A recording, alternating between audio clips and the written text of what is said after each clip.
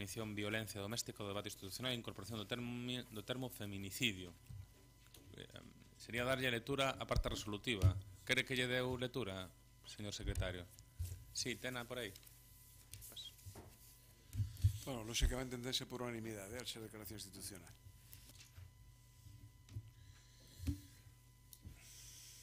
Gracias, señor secretario.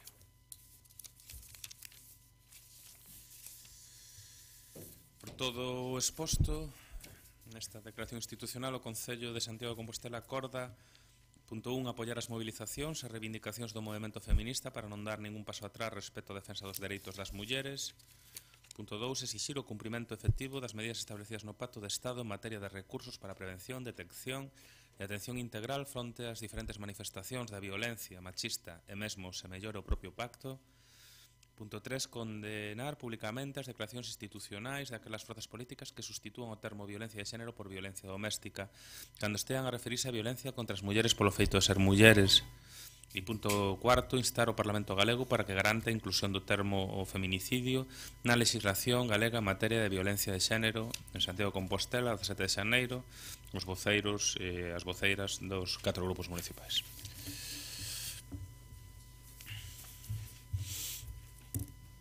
Seguiríamos logo cas mocións que figuran neste punto 11. A primeira sería unha moción do Partido Socialista sobre a situación do turismo en Santiago. Señor Paco Reyes. Gracias, señor alcalde. Novamente, boa tarde, compañeros e compañeros de corporación. Vou tentar de ser breve porque quedanos 8 mocións por diante. Vou centrarme solamente nuns poucos datos. Sorprendeu-nos vendo un pouco o que foi prácticamente o resultado, porque os últimos datos do Instituto Nacional de Estadística fan referencia a novembro de 2018, polo tanto, comparativamente o acumulado de xaneiro a novembro do ano pasado con xaneiro a novembro do 2017, o que vimos foi un incremento, unha diminución moi importante no número de viaxeiros na nosa cidade, aproximadamente de 116.000 viaxeiros menos no 18 que no 17, e tamén unha reducción moi importante do número de pernoctacións de estranxeiros, 108.000 menos. Si o que facemos é o cálculo cos últimos datos que temos do prezo medio para viaxeiros e pernoctacións aquí na nosa cidade do 2017, o que veríamos sería que estamos falando de 12.600.000 euros menos de ingresos de movimento do sector neste ano 2018. Por outra banda, no caso do aeroporto, pois o que vemos é un incremento do número de viaxeiros con respecto ao ano anterior, polo tanto, sí, efectivamente hai un novo récord, pero que é moi inferior a media dos aeroportos do Estado e que é inferior tamén o crecemento que ten tanto o aeroporto de Alvedro como o aeroporto de Peinador. De xeito que é a primeira vez que eu lembre que temos unha perda globalmente do sector aeroportuario aquí en Galicia, do mercado. É dicir, baixamos un punto e excedemos un punto os outros dous aeroportos en Galicia, ou se vemos de outra maneira a porcentaxe que supón o número de viaxeiros de Alvedro e Peinador xuntos con respecto de Santiago medra prácticamente 3 puntos. Polo tanto, en detrimento de Santiago neste caso. Polo tanto, nos, diante destes datos, polos que amosamos unha preocupación, o que pedimos é unha información que, primeiro, cal é a proposta, que era algo que ademais levaba Compostela Aberta no seu programa electoral e da que falamos moitas veces, cal é a proposta para modificar Incolsa, que nova orientación se lle podería dar. Levamos prácticamente, quedan poucos meses para rematar este mandato e non sabemos aínda nada disso. Gustaríanos saber por que na proposta orzamentaria do proxecto de orzamentos do 19, que finalmente foi rexeitada polos votos de grupos da oposición, había unha baixada nas partidas relativas ao turismo, un calendario coas rutas internacionais que no seu momento se aprobaron polo Comité de Rutas no 2014, saber cal é o calendario, onde que falamos disto noutro pleno, dar a coñecer cal vai ser o impacto sobre o aeroporto de Lavacolla, da perda primeiro de Turkish Airlines, recentemente da conexión de Ryanair con Barcelona e agora tamén da conexión con Frankfurt, e por último, presentar a memoria da aplicación do primeiro ano do Plan Estratégico de Turismo. Mais nada, moitas gracias. Rubén. Grazas, señor alcalde. Nós desde o Grupo Municipal do BNG entendemos que o turismo non é bo ou malo en termos absolutos, non? Que depende. E de que depende? Pois depende de cal é o retorno e de cal é o coste asociado, non? O coste asociado, sabémoslo ben en Santiago, que temos debatido en moitas ocasións neste pleno municipal a respecto do incremento do precio medio da vivenda, da excesiva turistificación do comercio local da zona histórica, problemas puntuais de saturación ou incremento de costes en materia de seguridade e limpeza para as arcas municipais. O retorno, tamén é evidente, non? O diñeiro que queda na cidade e os postos de traballo asociados a esta actividade que se poden xerar. Cal é o problema? Que para medir ese retorno, ese turismo non se debe medir a granel, non? Por que digo isto? Porque certamente pode aumentar o número de turistas e, por lo tanto, aumentar os costes asociados que van a ese aumento de turistas, pero, ao mesmo tempo, baixar o beneficio neto que deixan na cidade, non? E iso é o que está a acontecer hoxe en Santiago, non? O último dato de 2018 de peregrinos, por un exemplo, é unha cifra récord, por riba de calquera ano xacobeo, máis de 327.000 peregrinos e peregrinas que viñeron a Compostela, e, sin embargo, se analizamos as cifras de gasto medio por turista, o que vemos é que, mentras en 2005 era de algo máis de 70 euros por día e persoa, hoxe en 2017, que son os últimos datos publicados, estamos en torno a 57 euros o día, por lo tanto, hai unha baixada bastante salientable. O mismo pasa a respecto das pernotacións, non? Quer dicir, hoxe, máis de 2 noites, estás en menos do 30% da xente que nos visita, non? Que esos son 10 puntos menos, hai tan só 7, 8 anos, non? Por lo tanto, para nós coincidimos en que, en termos de futuro, e moitas destas cousas tamén a recolle o propio Plan Estratégico de Turismo, pasan por unha maior desestacionalización. É certo que eso sí que se mellorou sustancialmente nos últimos anos, unha maior profesionalización do sector. Seguimos tendo un problema con un sector de hostelería en Santiago moi pouco profesionalizado, a mellora da internacionalización, que tamén se ten mellorado nos últimos anos, pero onde nós creemos que aínda queda moito percorrido, maior diversificación, maior rendemento neto para a cidade e tamén, que non é menor, unha maior coordinación entre administracións. Con respecto á iniciativa do Grupo Socialista, hai un punto co que tamén coincidimos, que é o que ten que ver ca revisión do modelo de Incolsa, non? Para nós, esa revisión responde a unha dobre necesidade, unha legal e tributaria, temos falado moitas veces, o noso grupo ten demandado no Consello de Administración que se debía ir traballando en paralelo a un plan alternativo de cal debería ser a viabilidade da empresa, porque hoxe en día está en cuestión a súa viabilidade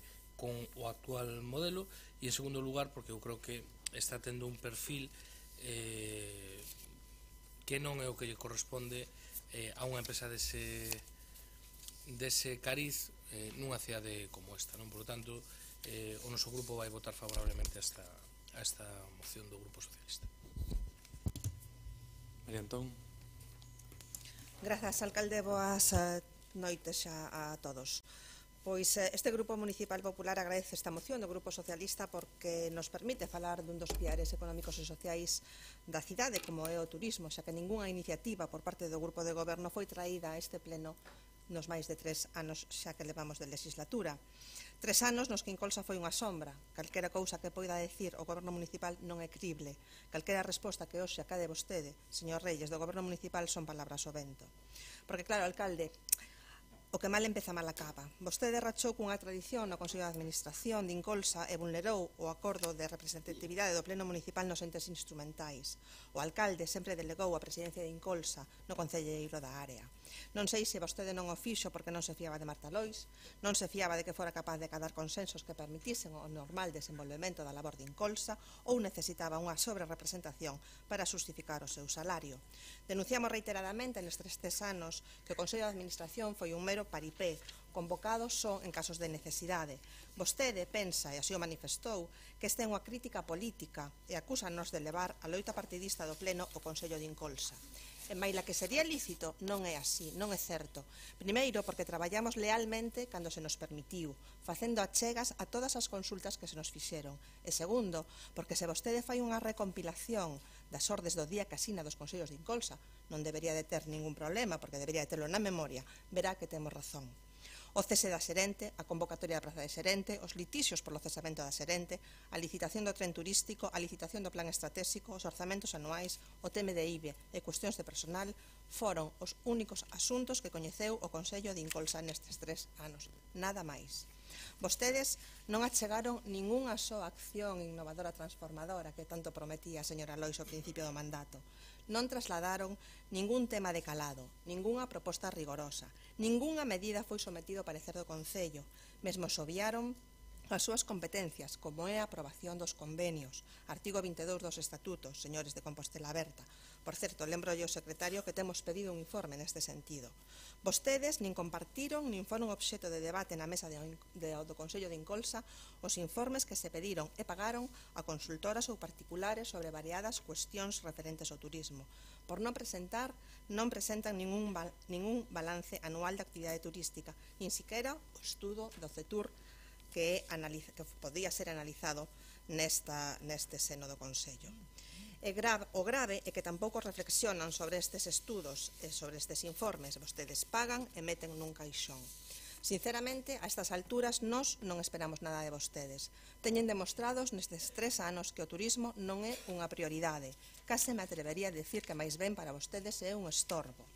Por iso, señor Reyes, para nós esta moción que o seu grupo trae hoxe a este pleno parécenos extemporánea. Extemporánea porque xa non estamos no tempo de Compostela Aberta. E certamente, cos antecedentes deste goberno municipal, mellor que non toquen nada. Espero que non lle pareza mal e que entenda o Grupo Socialista que non entremos a debater os puntos que conforman a súa moción, porque ese debate require moito máis que o tempo do regulamento de funcionamento deste pleno. Hai foros onde poderíamos ter debatido sobre moitas das cuestións que hoxe vostede presenta aquí. Pero Compostela Aberta non está interesada, témolo claro, porque de outro xeito o seu comportamento tería sido outro. Nada máis, moitas grazas. Bueno, boa tarde, casi noite de novo. Antes de comenzar a resposta hacia o Grupo Socialista, simplemente dar conta, non, que sobre todo para o Partido Popular a campaña electoral xa se iniciou e, polo tanto, o tono e o relato contido nas respostas e nas mocións do Partido Popular están totalmente marcadas por esa campaña electoral que deslegitima calquera debate en ese sentido serio sobre o contido e o fondo das mocións. Dito isto, respecto á moción do Grupo Socialista, tamén quería dicirlle ao señor Reyes que honestamente non me parece unha proposición seria. Creo que tamén a cidade, creo que Compostela tamén merece unha oposición socialista pois máis rigurosa e máis responsable. E por que digo isto? Bueno, porque eu creo que a oposición socialista nestes últimos anos, pero en cada unha das ocasións onde o voceiro, o señor Reyes, ten ocasión de falar de turismo en Compostela, leva faltando a verdade e querendo moitísimas veces retorcer os datos para vender electoralmente un panorama que non existe. Dende 2015 ata hoxe, todos e cada un dos indicadores en materia turística son moi positivos. Rexistran, moitos deles, importantes récords históricos.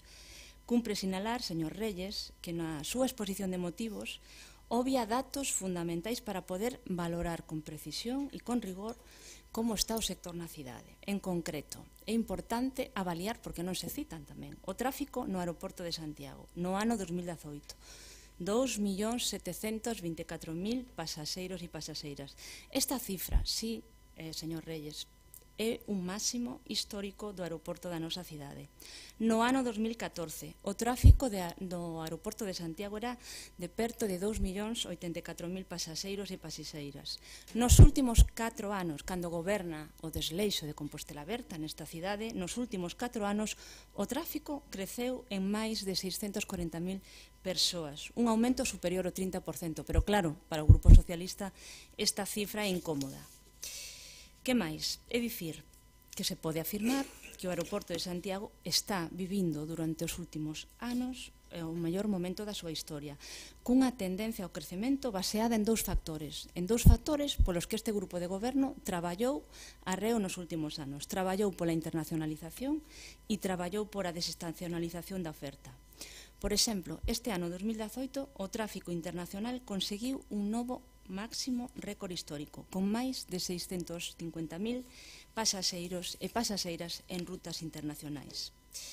Pensamos que nos próximos anos, se continuamos con esta línea de traballo, se poderán superar tamén a barreira dos 3 millóns de pasaxeiros, o que podría supor un novo salto de calidade para o noso aeroporto. Outros datos que non se sinalan nesta exposición de motivos.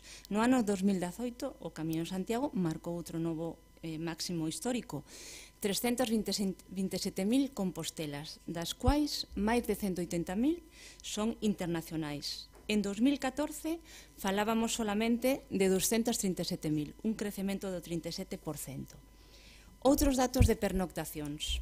Non están aínda disponibles os datos do INE 2018, pero sí que podemos decir que no ano 2017 se consigue un máximo histórico de pernoctacións na cidade. 1,5 millón de pernoctas. Respecto aos 5 puntos, simplemente vou a empezar por un e deixo o resto das preguntas para a segunda intervención.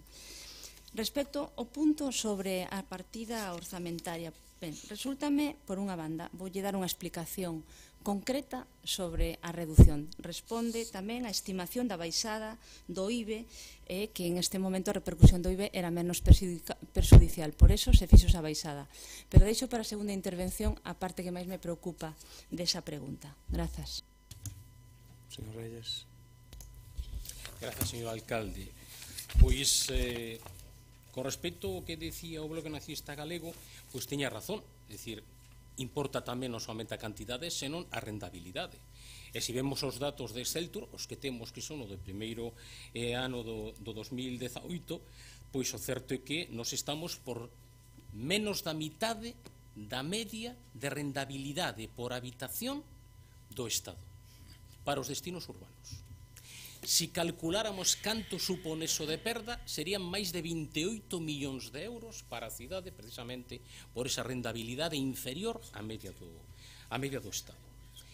Mire, o tráfico do aeroporto, xa yo dixen, incrementamos no 2018 un 3,3% con respecto ao ano anterior, pero claro, é que a media dos aeroportos do Estado é do 5,5%. É que Alvedro medrou un 7%, é que Vigo medrou máis dun 5%. Eu estou referíndome a iso. Vale? Estou referíndome a que por primeira vez que eu lembrara nos datos, nos perdemos cuota de mercado con respecto aos outros dos aeroportos galegos. Iso tamén está nos datos e pode vostede facer perfectamente a comparativa. Como do mesmo xeito, ten que chamarme a atención e ten que preocuparme que no que a porcentaxe de ocupación por prazas baixáramos 3 puntos con respecto ao ano anterior. En o que fai referencia a ocupación de fins de semana, baixáramos 4 puntos con respecto ao ano anterior.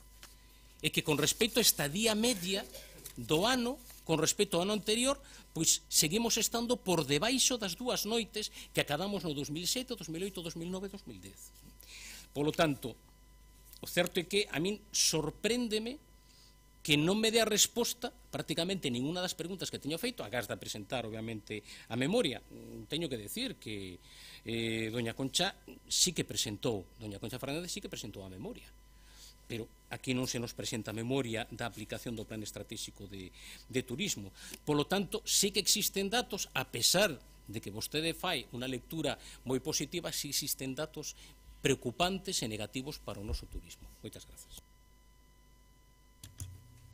Rubén. María Antón. Sí, señora Loise, non constarán nas actas de Incolsa, eu estaría ao mellor preocupada polas súas berras, pero vostede sabe que non é así. As reflexións que vertín hoxe aquí sabe que están tamén contempladas nesas actas de Incolsa. E a mí pareceme, pois dame un pouco a risa, non? Porque onde queda esa frase tan favorita do alcalde que Santiago é pequeno no cuantitativo e grande no cualitativo? Onde queda? Onde queda esa frase? Para vostede en turismo calidade non existe, só existen números e cantidade, e que vostede veña aquí a sacar peito de dúas cuestións que non son responsabilidade súa, fai falta ter moito valor. Nin o aeroporto, nin o Camiño de Santiago pode vostede poñelas na súa mochila. E agradezo, e ademais, que non falara vostede do plan estratégico, dese plan estratégico que debería poñerse colorada o nomealo, porque é un documento que vostede sabe que pola súa incapacidade foi redactado en 15 días, sen consenso, sen participación do sector, sen verter ningunha das necesidades que ten esta cidade, sen indicadores nin criterios para a súa avaliación. Señora Lois, o turismo nas súas mans pasa por mudar unha cama de rúa en rúa e de plaza en plaza desta cidade. Grazas. Bueno, ben, pois antes de rematar de contestar ao señor Reyes, tamén dicirlle que ningún deses trases, 2 minutos, Marta. Ningún deses trases, señora María Antón, lle compro. Pero vou ao plan estratégico e vou ás explicacións das preguntas desta ponencia. Por unha parte, a maiores desa pequena explicación sobre a minoración do orzamento na materia turística, gustaríame preguntarlle ao señor Reyes se durante os múltiples encontros que tiveron para falar dos orzamentos de 2019 que vostedes tumbaron, si presentou algunha emenda en relación a esas partidas turísticas. E segundo, e máis importante, vostede se lembra do 26 de novembro, señor Reyes, o 26 de novembro houbo Consello de Administración onde se aprobaban os orzamentos de Incolsa. Vostede non acudiu a ese Consello de Administración. Agora parece resultar bastante cínico que pregunte aquí por eses orzamentos ou que pregunte por as políticas se ni siquiera estivo. Pero que tampouco estivo vostede no Consello Municipal de Turismo o 21 de decembro, onde tampouco estivo a señora María Antón. E un dos puntos máis importantes dese Consello Municipal de Turismo foi dar conta do Plan Estratégico de Turismo, pero claro, en ese momento seguramente non era moi interesante nin para vostede, nin para o seu grupo, aínda que o señor Brunete asistiu. Falouse dos novos produtos e do grado de concreción do Plan Estratégico. Polo tanto, eu creo que aquí esa escenificación da preocupación, como decía antes, ten que ver con outro tipo de campaña. En relación a outro punto, aos Turkish Airlines, bueno, cantas veces trae vostede ou a tertulias ou a este pleno esta ocurrencia, señor Reyes? Cantas prazas crecemos nos últimos anos e de que falamos e de cantos asentos falamos cando nos referimos a esta compañía? En 2016, señor Reyes, as prazas de Turkish Airlines no aeroporto de Santiago de Compostela foron 5.239 prazas en 2016 e 17.600 en 2015. Cal cree vostede, señor Reyes, que o impacto frente a 2.724.000 pasaxeiros e pasaxeiros en 2018? Pois, por exemplo, as prazas de Turkish Airlines en 2015 supoñen o 0,1%. Nin o aeroporto de Vigo, nin o aeroporto da Coruña acadaron nunca ningún récord histórico. E, por suposto, os números absolutos dos asentos dos voos en Compostela superan con creces estes dous. Por toda esta falta de seriedade, sendo moi conscientes da mellora e do crecemento constante dos últimos 4 anos no sector turístico, Compostela Aberta non vai a votar a favor desta proposición. Gracias. Imos a votar en contra. Vamos a votar en contra, efectivamente. Pasamos a votación, señor. Votos a favor desta moción de PSOE sobre a situación do turismo en Santiago. Votos a favor. PSOE. BNG. Votos en contra. Compostela Aberta. Abstencións. Grupo Popular. Quedaría rexeitada. A seguinte moción é a moción do Partido Socialista sobre o desemprego femenino en Santiago. Señor Paco Reyes.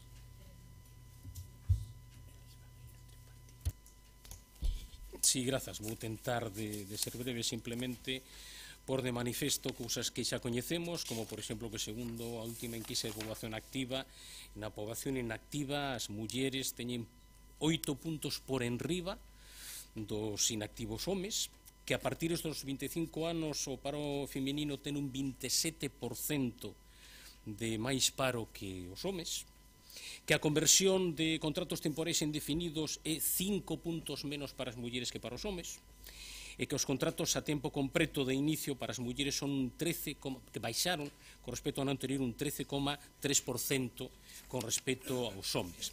E con respecto ao que é a fenda salarial, pois non somente se mantén unha media, os datos que temos non son para a provincia da Coruña, non concretamente para Santiago neste caso, pero certo que hai unha diferencia media de 5.000 euros e que se incrementou esa fenda nun 22,2% con respecto ao ano anterior. Por lo tanto, nos diante desta situación que claramente é discriminatoria para as mulleres, nos o que plantexamos é, en base ao Plan Municipal de Emprego, que medidas se teñen tomado para disminuir o emprego femenino e a súa precarización laboral. En relación co punto anterior, recibir información sobre o investimento de cada unha das accións ou programas de fomento de emprego femenino desenvolvido ata o momento, con número de participantes e de mulleres que, grazas a ditas accións, teñen accedido ao mercado laboral. Non somos conscientes de que non se vai tomar ninguna medida a partir de agora, como nas outras mocións que plantexamos, pero certo que pensamos que rematando este mandato, tempo é xa de rendir contas. Moitas grazas. Sí, pois anunciamos como do que se trate de presentar xustamente pois información non a respecto do feito, pois entendemos que iso é lóxico non que se poida facer e anunciamos o voto do bloque a favor desta proposta, entendendo ademais que aínda se manteñen moitísimos indicadores que fan que exista e aínda ás veces que se afonde esa fenda salarial, que é algo absolutamente non democrático a estas alturas do século XXI, ese maior traballo precario femenino, traballo a tempo parcial, menor nivel de ocupación. A verdade, con cifras, aínda podíamos acrecentar algunhas, non as expostas polo Partido Socialista nesta moción, por exemplo, que case o 50% das mulleres ocupadas en Galiza ten máis de 45 anos, o que quer dicir a importancia enorme que ten, que casi todo o emprego destruído desde o ano 2008 foi entre as menores de 35 anos. E que deu lugar iso pois a unha emigración xuvenil enorme, moi importante, que nos está deixando ademais sen moitos mozos e mozas, pero de maneira especial tamén sen moitas mozas no país. A emigración a todos os niveis é realmente importante. En Santiago de Compostela en 2015 marcharon emigradas 3.624 persoas. O certo é que máis de 700 persoas de Santiago emigran cada ano ou a outras cidades do Estado, máis de alrededor dunhas 600 ao estranxeiro. O certo é que, segundo os últimos datos xa publicados polo IGE, en 2017 374 mulleres de Santiago tiveron que marchar para o estranxeiro. Está claro a falta de políticas que brinden oportunidades laborais, que brinden soldos acordos con a cualificación profesional. Temos, como sempre, as xeracións máis preparadas, mellor preparadas profesional e académicamente, e ao final as que máis teñen que marchar, a pesar de moitas veces ser preciso aquí ter traballo. Así que entendemos desde logo que é preciso facer moitísimo máis polo intentar minimizar este desemprego feminino, e sobre todo que non vai haber igualdade mentres non haxa tamén igualdade laboral, igualdade de salarios. Hai outras cuestións en que eu creo que tamén a nivel municipal podíamos mellorar a respecto de facer moita máis publicidade das actividades que se fan para conciliar, que ás veces existen, pero que se fai pouca publicidade e teñen pouca repercusión. Por exemplo, as actividades, o programa municipal de conciliación de Nadal só tivo 36 nenos e nenas, e o certo é que eu penso que hai moitísima maior demanda, polo que se palpa socialmente. Entendo que hai que facer tamén un labor de por que ao final non se consegue, igual por pouco tempo, por pouca difusión, pero hai que conseguir que se cheguen estes programas a moitísimas máis persoas. O noso voto vai ser a favor. Maite. Buenas noches. En primer lugar, agradecer que se traiga una moción a estas horas de la noche que tenga que ver directamente con lo que es el control de la gestión del gobierno local y sobre todo en un tema como es el empleo, donde se pueden hacer cosas de la proximidad de esta administración con el ciudadano. Por supuesto que desde el Grupo Popular vamos a apoyar, la vamos a votar favorablemente, y no voy a entrar en debates sobre la brecha salarial o sobre empleo. Creo que hay suficientes informes que hablan que todos y todas tenemos que seguir trabajando en este tema a todos los niveles. Y solo comentar que a nivel local, con el tema de la conciliación sí que se puede mejorar cosas, porque hay explicación del número reducido de personas que acudieron a ese servicio, por los plazos, porque si te avisan con 2 días de antelación de que tienes plaza, pues ya te has buscado la vida antes, has buscado otra solución para poder conciliar en épocas donde hay vacaciones escolares, pero hay madres que trabajan. Sí, no, mi compañera de despacho de al lado. Nada más, muchas gracias. Boa noite de novo. Ben, compartimos moitas das cuestións de fondo do debate sobre a preocupación acerca do emprego das mulleres. O que pasa que o que se trae aquí outra vez por a parte do Grupo Socialista, o que traen aquí vostedes, señor Reyes, é unha moción para que se faga un informe para o vindeiro mes, de febreiro. Eu me pregunto se non hai uns canles que están xa dispostos no propio regulamento para formalizar e para solicitar por escrito ou vía pregunta estes informes. Por outra parte, traslado unha pregunta. Dígame, señor Reyes, en que axuda este informe á cidade? Porque debemos recordar que realmente o que axudaría a esta cidade, a Compostela, o que realmente sería coherente con algunhas das preocupacións que exhiben esta moción, sería ter votado a favor dun orzamento que consignaba 3,2 millóns de euros para políticas de emprego. Sí, señor Reyes, 3,2 millóns. Por certo, 3,2 millóns de euros que son a mesma cantidade que a Deputación da Coruña, que preside o seu partido e que goberna en coalición co Bloque Nacionalista, emprega para o conxunto dos concellos da provincia e onde está excluído o Concello de Santiago, porque ten máis de 50.000 habitantes. De fondo, por outra parte, sabemos que a precariedade laboral é unha característica estructural do mercado de traballo do noso país, non de Compostela, así como a crecente desigualdade. Cada vez hai poucos salarios en mans dunha élite moi altos e salarios moi baixos en mans da maioría social. Por suposto, a isto hai que engadirlle a fenda salarial de xénero. A preeminencia dos contratos a tempo parcial precarios nas mulleres non é casual. Obedece, como saben, a división sexual do traballo e a que as mulleres ocúpanse maiormente dos traballos domésticos non remunerados e tamén dos coidados. En xeral, hai unha menor valorización do traballo das mulleres e do rol das mulleres neste espazo. Curiosamente, casi xa hai un ano, o anterior presidente do Partido Popular, o señor Rajoy, dicía, bueno, sobre este tema, mellor non nos metamos neso. Lembrei no hoxe. A fenda salarial de xénero é un elemento estrutural que acompaña o sistema e que, por suposto, hai que erradicalo, traballalo dende as políticas transversais firmes e continuadas no tempo.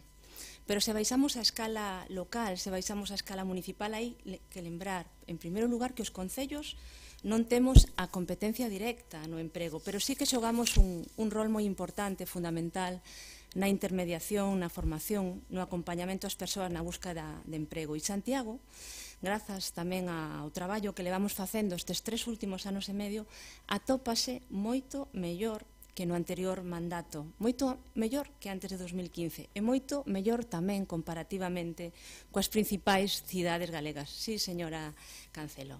Según os datos da EPA do terceiro trimestre de 2018, Santiago presenta os mellores datos entre as cidades galegas nas diferentes categorías, en taxa de actividade, en taxa de ocupación, taxa de paro, e tamén datos moito mellores nos períodos 2007-2011 e 2011-2015.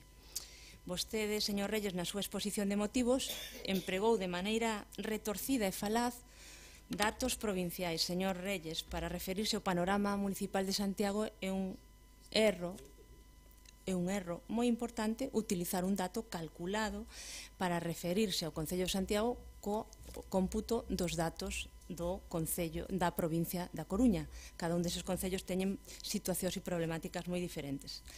Permítame a brincadeira, se estivésemos na universidade con isto teríamos que repetir o exame. A realidade do INE, señor Reyes, é que Santiago é a única das cidades galegas con maior número de mulleres traballando que de homes. 26.200 frente a 23.900 homes.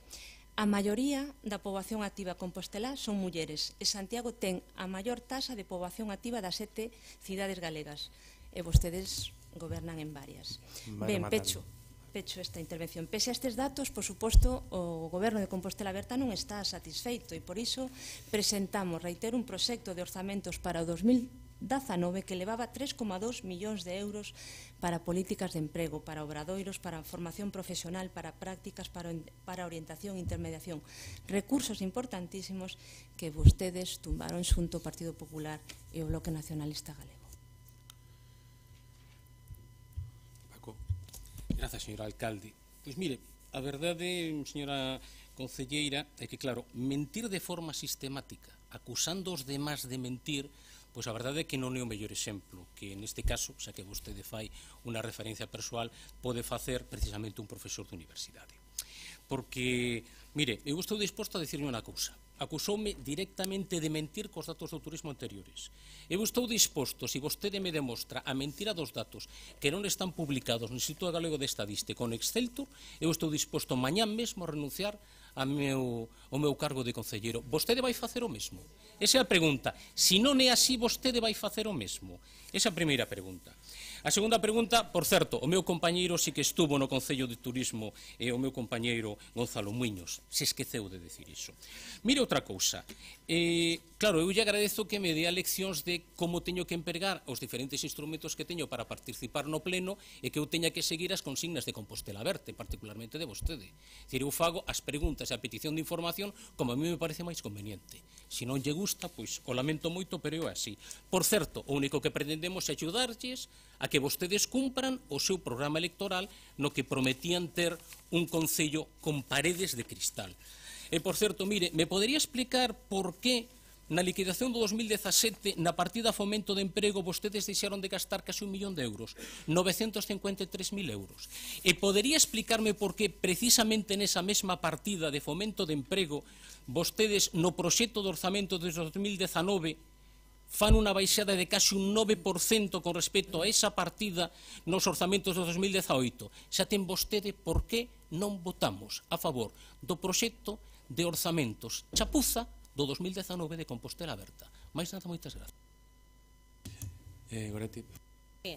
Eu simplemente dicir que a proposta é moi clara. Eu entendo, podo entender e discutir o tema de si febreiro é moi apresurado e en vez dun mes se necesita un mes e medio, pero o tema é tratar os datos, pedir información sobre eles e parece demais. Creo que a estas alturas non ven a conto poñerse a discutir cifras de aquí a cifras de alá. Non creo que non é o momento é, si, podese traer os datos, e non en vez do febreiro, pois tardando un pouco máis, pero creo que como eses datos parece que están, parece que se teñen todos, non? Tal e como se di, pois o único que se trata é de poñelos por escrito e facilitalos para poder justamente facer unha avaliación de aquí para o futuro, non?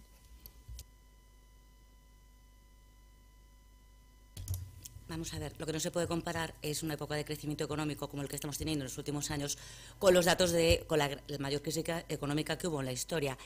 Hay que ir hacia atrás, habría que ir hacia atrás, por un lado, eso por un lado. Por otro lado, evidentemente, el empleo en Santiago se recupera gracias a que pasó el gobierno del Partido Popular por España, tiró de la economía española, por lo tanto de la gallega y por lo tanto de la santiaguesa. Más nada, muchas gracias.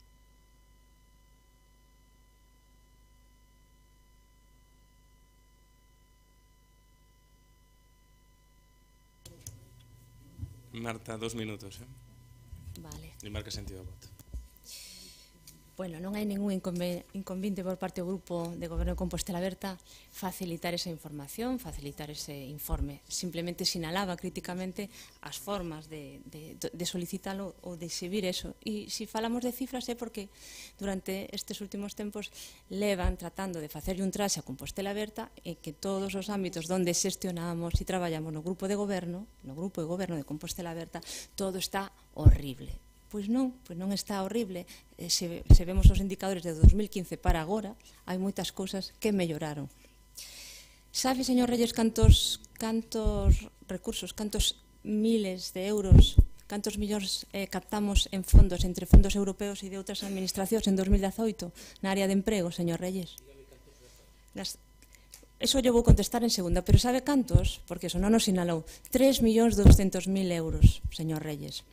Cando fala de 1 millón de euros sen gastar, está falando mal, porque non está faltando a verdade. O que estamos facendo neste momento é facer unha ampliación da execución deses orzamentos ata xuño de 2019. Somos unha das cidades con maior grado de execución dos principais proxectos e de plans estratégicos en materia de emprego. hai medio millón de euros que se van a executar de aquí a xuño por unha prórroga deses orzamentos. Por lo tanto, non se quedaron sin executar. En 2018 executáronse programas de emprego que permitiron a promoción profesional de máis de 360 mulleres. E, como decía antes, non é certo que se deixaran de gastar fondos. Van a ter aí os datos que avalan este traballo feito dentro do Goberno municipal nos últimos 3 anos e que consolidan a Compostela como a cidade coas mellores cifras de Galicia. Non hai problema en facilitar isto, pero a nosa orientación de voto vai a ser absterse. Grazas. Moi ben, señor secretario, pasamos a votación. Votos a favor desta moción relativa ao desemprego feminino en Santiago. Votos a favor. PSOE, BNG, Grupo Popular. Votos en contra. Ningún. Abstencións. Compostela aberta. Pasaríamos a seguinte moción. Quedaría aprobada. Que é unha moción de Compostela aberta para instar a Deputación Provincial a reformar o proxecto de ensanche mellora de trazado firmado da DP 7804 Valdedubra Santiago para incluir a construción de beira ás rúas que vai a defender Rafa e que hai unha emenda, creo, según dixo Xegoretti na xunta portavoces do BNG, e hai que decir se se acepta ou non se acepta. Vale? Rafa, tú a quenda. Moi boa tarde a todos de novo, compañeiros e compañeiras de corporación, e vou intentar ser o máis breve posible co fin de darlle axilidade a este pleno da corporación, dado que esta moción pois creo que é bastante clara e espero que salga pois coa unanimidade de toda a corporación municipal. O Concello de Santiago pois ten diferentes vías que son de titularidade de outras administracións. A Diputación da Coruña presentou un proxecto para este tramo para este trazado que era unha bella demanda tanto da zona como da veciñanza da zona pois o que nos sorprendeu ou vimos con un pouquiño de desacougo foi que unha vez visto o proxecto pois entendíamos que non reunía pois os mínimos requisitos para que fora aceptado tanto pola veciñanza como polo Concello de Santiago, e vou explicar agora o porqué e tamén o porqué non vamos a aceptar a emenda, aunque sí que podemos aceptar algo similar que vou a propoñer in voce.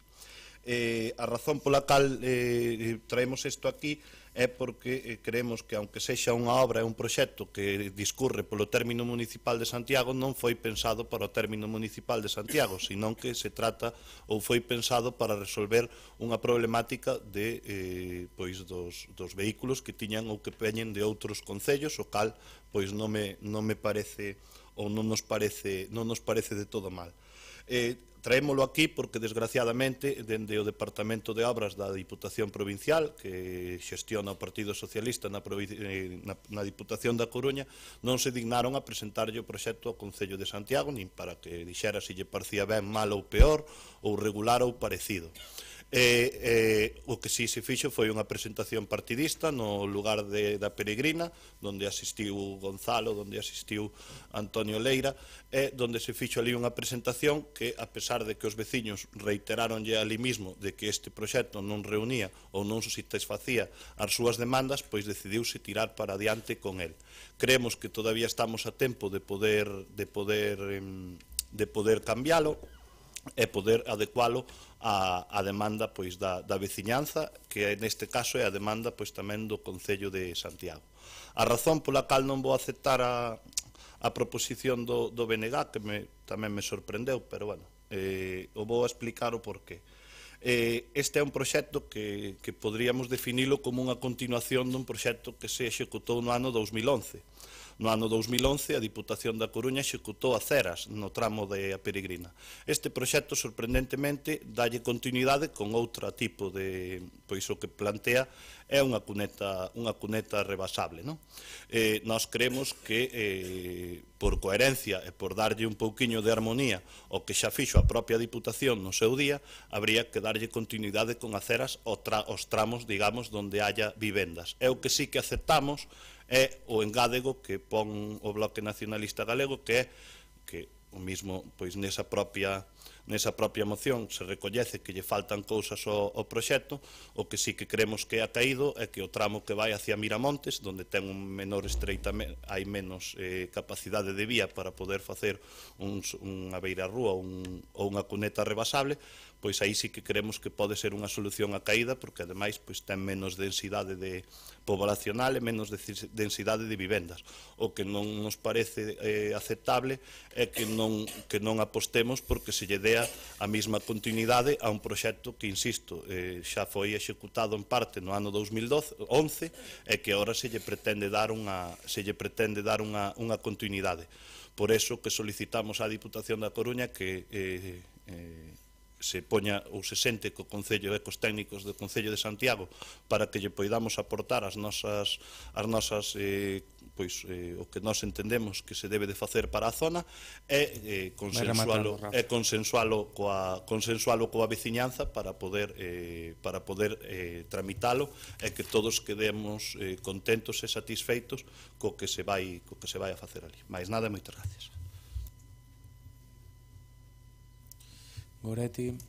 Sí. Non me quedou nada claro como quedaría a a redacción da emenda, entón falamos despois.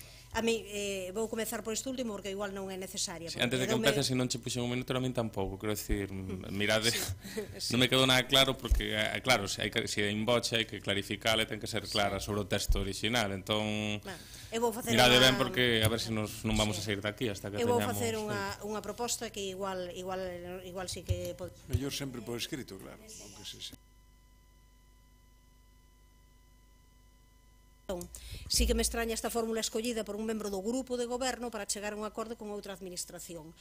Extrañame porque, claro, neste caso cunha administración onde sempre recibimos, escoitamos as demandas de Santiago, onde xa nos pasou máis veces e onde estamos sentadas 3 persoas que formamos parte, ademais desa corporación. Entón, claro, pode ser que se falase co Departamento de Obras, desde logo comigo, que sou vicepresidenta da Deputación e membro tamén deste pleno, absolutamente ningunha palabra, solamente pola moción. Entón, eu propoño xa, como o día agora, que nos poidamos sentar. Eu propoño que mañán mesmo nos sentemos, sin ningún problema. Os representantes do Concello, técnicos e políticos que queiran, co persoal de obras técnico e político de ali, e comigo mesmo, que busquemos unha saída para mellorar o proxecto. Eu propoño que se retire isto e que o fagamos mañán mesmo. Non teño ningún problema, e que poñamos a data mañán ou para a semana, calquera. Creo que é o mellor que nos sentemos e que miremos cal. Agora, hai algunhas das cousas que se dixeron aquí que non son certas, porque claro, eu creo que podemos facer unha proposta e mellorala, pero démonos conta que estamos en riba da mesa nunha proposta de case 1 millón de euros. As propostas podense facer en varias fases, non é que non complete nin que non tal, senón que as obras poden levar varias fases,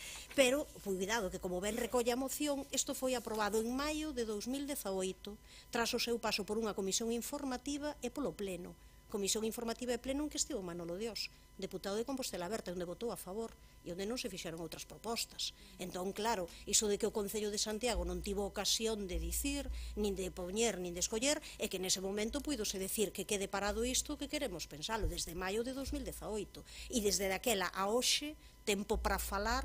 Si non se podía falar, non sei se iso que se afirma aquí directamente co Departamento de Obras porque ao mellor non atendeu esa solicitude ou non puido facelo neses momentos, pero puidose utilizar calquera outra vía. Entón, eu simplemente como xa vin, eso creo que xa o sabía o concelleiro Rafa Peña, que podíamos facelo mañán pasado, pero obviou esa posibilidade, que era falar comigo e intentar chegar a un acordo entre administracións de outra maneira entre persoas do grupo de goberno, que non é moi lógico presentalo a través dunha moción. Entón eu propoño iso e que nos sentemos, e comprométome aquí diante do pleno persoalmente a que nos sentemos todas esas persoas, persoal técnico e político de todos os departamentos implicados, pero mañán para a semana, un día o máis breve posible, e que viremos a opción.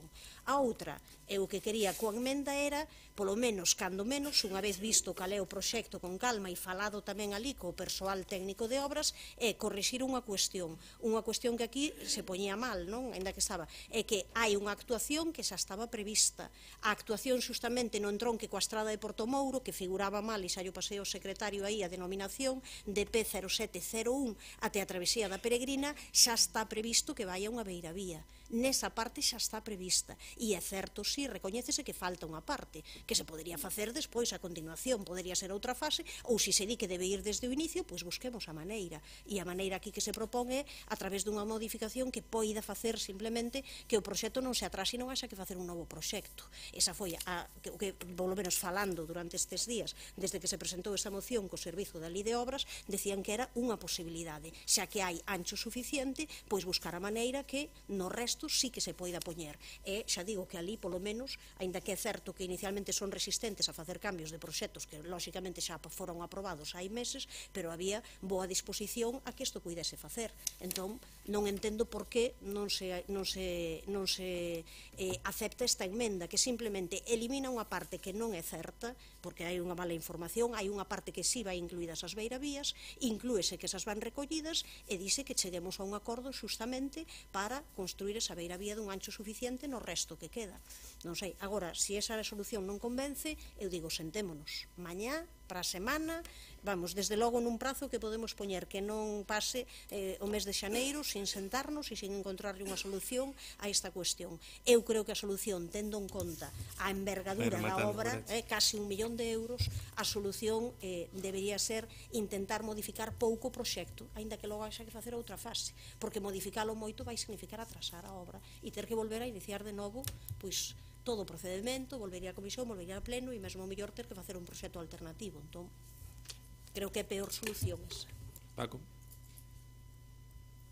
Gracias, señor alcalde. Pois xa que falamos do uso que os diferentes grupos políticos aquí no pleno fan dos diferentes instrumentos para participar nel, pois hai que decir que o que amosa esta moción é un serio problema de relacións institucionais. Pois claro, é un invento de moito tempo que o teléfono que se pode chamar o presidente, ou incluso, se non se quere utilizar o teléfono, se pode baixar a planta baixa e falar ca vicepresidenta da Diputación, por poner un exemplo. Segundo, claro, eu non sei exactamente se o que se pretende con esta moción, entre outras cousas, é facerlle unha moción de censura ao concelleiro de Compostela Aberta, que é diputado provincial Manolo Dios. Pero claro, el votou a favor deste proxecto tal e como estaba. Non sei se que xa comenzan vostedes cos problemas de quen vai ir na lista ou en que posto se vai ir ou non, porque claro, é que a verdade é que é sorprendente, non? Eu estou totalmente de acordo no tema da seguridade vial. A nós parecenos efectivamente que retrasar o proxecto non é precisamente o mellor para Santiago. Polo tanto, a solución que aporta neste caso a voceira do Bloque Nacionalista Galego parecenos que podería ser axeitada, sobre todo nesa idea de non ter que retrasar o proxecto. Habería que ter en conta se iso vai exixir, supoño que sí, o soterramento dos servizos xerais, porque vamos reducir moito a cuneta, pero bueno, iso vai incrementar o custe, pero obviamente vai asociado á solución que se está a dar. Polo tanto, nós, dende logo, apoiaríamos a solución que plantexa o Bloque Nacionalista Galego. Polo demais, entendo que probablemente sexa culpa miña e sexa culpa da hora, que estou un pouco despistado con esta moción. Por unha banda, non sei se o tema é unha crítica a Manolo Dios, non sei se o tema é poñer de relieve e recoñecer pois un problema de relacións institucionais. Moitas. Agustín. Sí, ben, boas noites. A verdade é que creo que neste tema imos ter unanimidade todos os grupos agás Compostela Aberta, porque está claro que esta moción reflicte a súa forma de entender a política. Mire, señor Peña, é que vostedes están no goberno da cidade. Cogobernan, dito entre comillas, na Deputación. Porque é certo que na Deputación, sí, hai notas de prensa donde o señor Dios faise unha foto co señor Peña dicindo que son socios preferentes da Deputación. Home, se teño un socio preferente, supoño que ese socio preferente me comunicará que vai facer unha actuación no meu concello. Pero mire, señor Peña, que non dubido da súa capacidade de mandar cartas e do seu interese por traballar no seu ámbito competencial. Pero, claro, eu tamén sei que a vida é complicada. Pero é que este proxecto tivo unha información pública. Obviamente a Deputación podería non remitir, é unha falta de respecto institucional non remitir o proxecto ao Concello por onde discurre unha obra. Podería non tela remitido, non sei.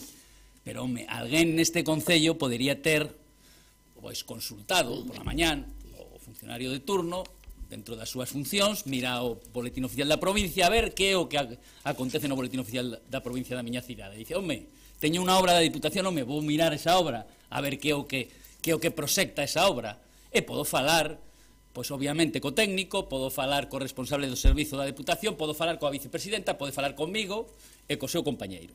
E resolver o problema. Esa é a forma de resolver este problema. Agora podemos improvisar, podemos decir, imos a botar máis asfalto, máis aglomerado, e podemos xerar un problema de seguridade viaria, etc. etc. Nos estamos de acordo en recoller unha millora para os peóns no treito desta estrada na que vai actuar a Deputación provincial. Estaremos de acordo en votar favorablemente a moción de Compostela Aberta se non admite a emenda do BNG, e a emenda do BNG como quede, sempre cando quede correctamente para non facer unha chapuza, falando mal e pronto. Pero en todo caso, insisto, algo máis de capacidade de interlocución co resto das administracións, pois sería positivo para evitar que esteamos ás 9 menos cuarto falando disto, cando creo que é un tema bastante sinxelo de resolver, porque, home, na miña humilde opinión, creo que aquí non estamos falando de sobrecuste. Por lo tanto, creo que sería unha cuestión fácil de resolver. Moitas grazas e máis nada.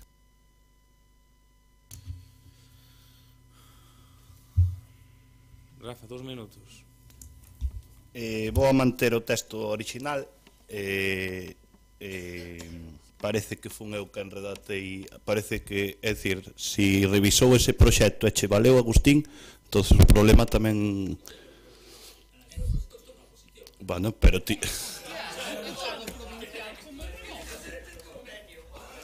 Bueno, me falas...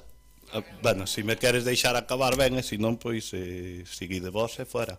É dicir, a mí o que me sorprende, eu descoñezo se aquí se ven a exercer como concelleiro do goberno, como concelleiro do Concello de Santiago de Compostela, ou se veñen exercendo pois de outro tipo de cargos. Este proxecto non é bo para Santiago, punto, non hai máis voltas que darlle.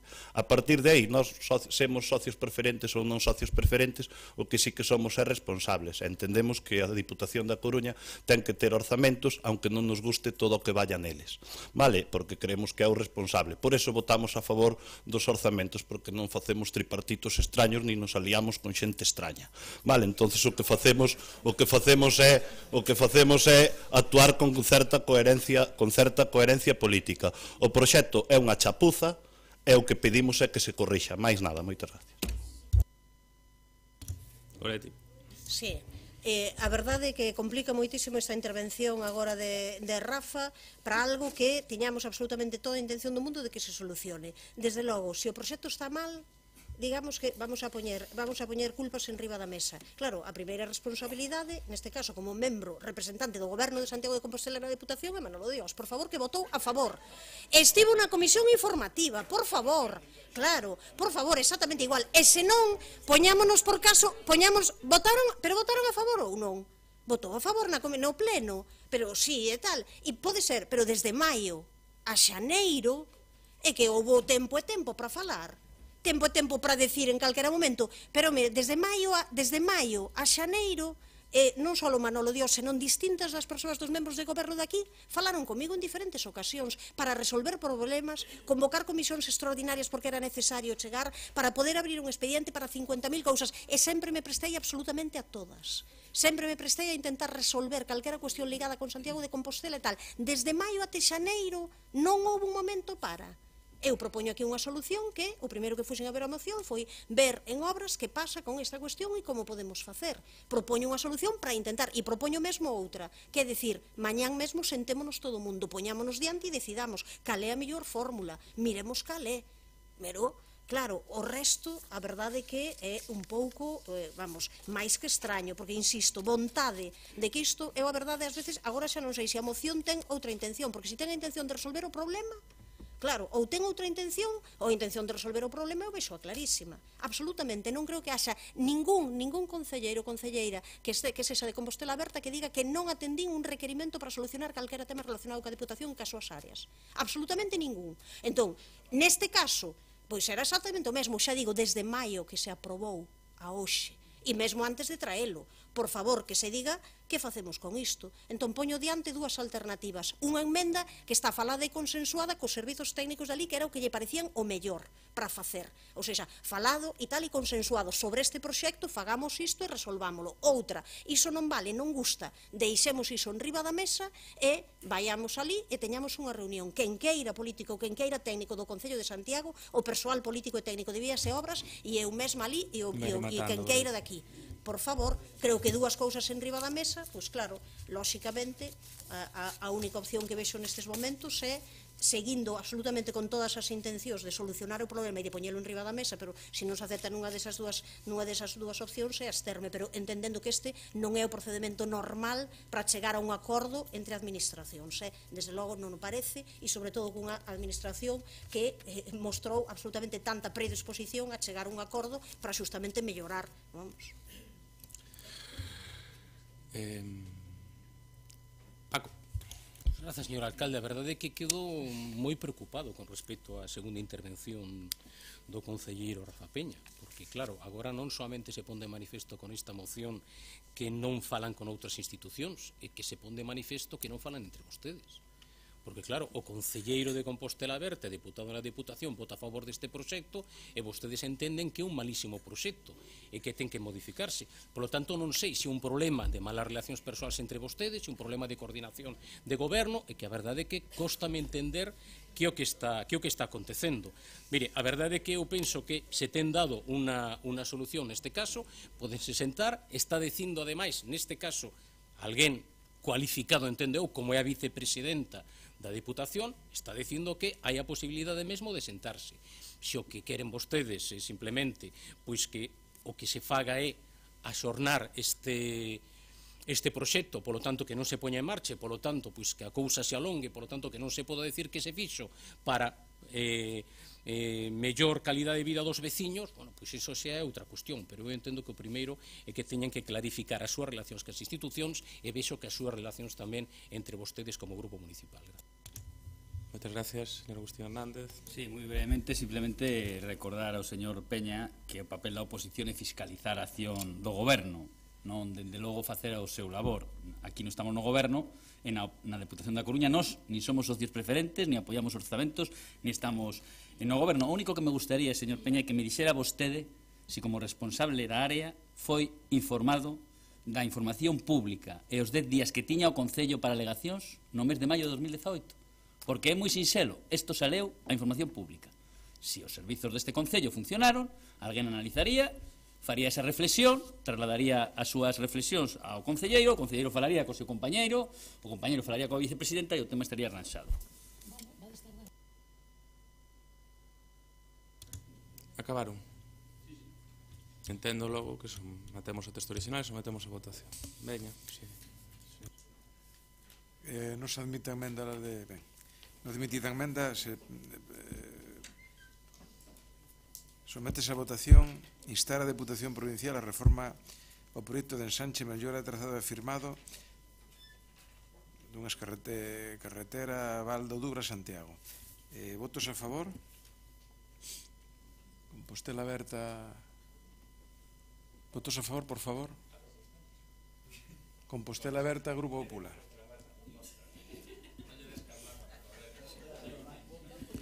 Votos en contra? Votos en... Votos en... A ver, señores, a ver, hombre, señor secretario, un pouco de respeto co señor secretario. Señor secretario, disculpe, va. Non hai problema. Votos en contra? Ningún. Abstencións? PSOE, BNG, a moción quedaría aprobada.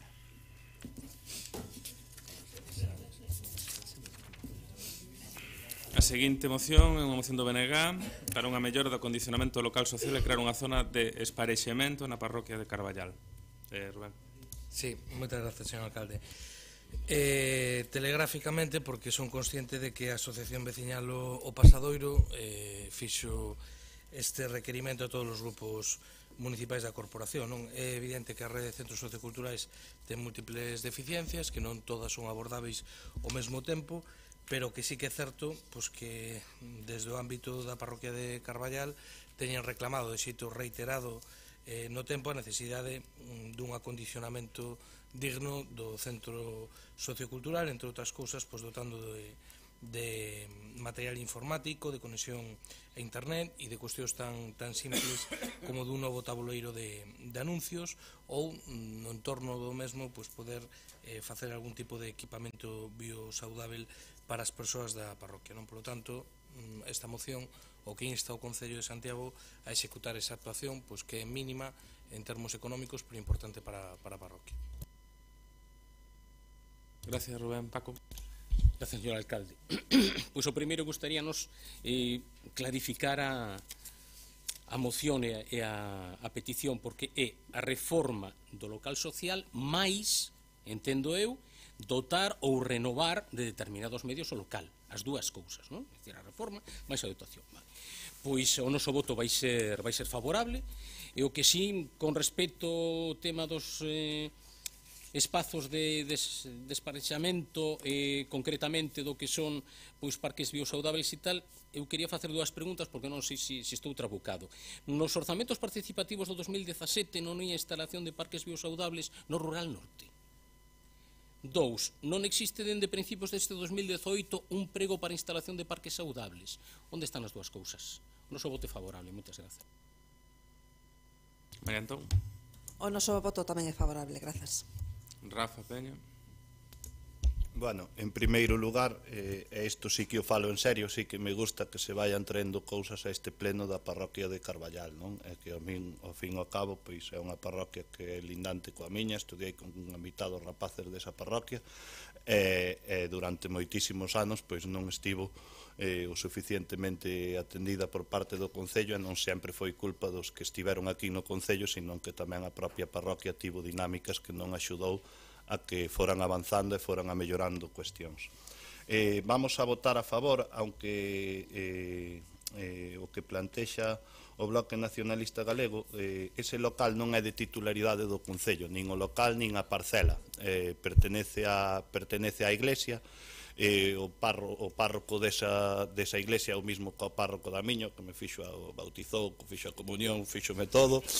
Polo tanto, teño moi bo trato con el, estános axudando moitísimo a que poidamos acadar a cesión tanto dese local como do espacio, pois tanto para acometer as pequenas actuacións dentro do local, así como pois colocar elementos digamos de esparcimento ou de uso público nesa zona, pero a día de hoxe ese espacio non é de titularidade municipal, por eso non podemos actuar ali. Esperemos desbloquear ese convenio que, si por eso entonces empezamos tamén a limpar os cementerios ou empezamos a facer algunhas actuacións, claro, é que evidentemente a min a día de hoxe eso non pertenece ao Concello.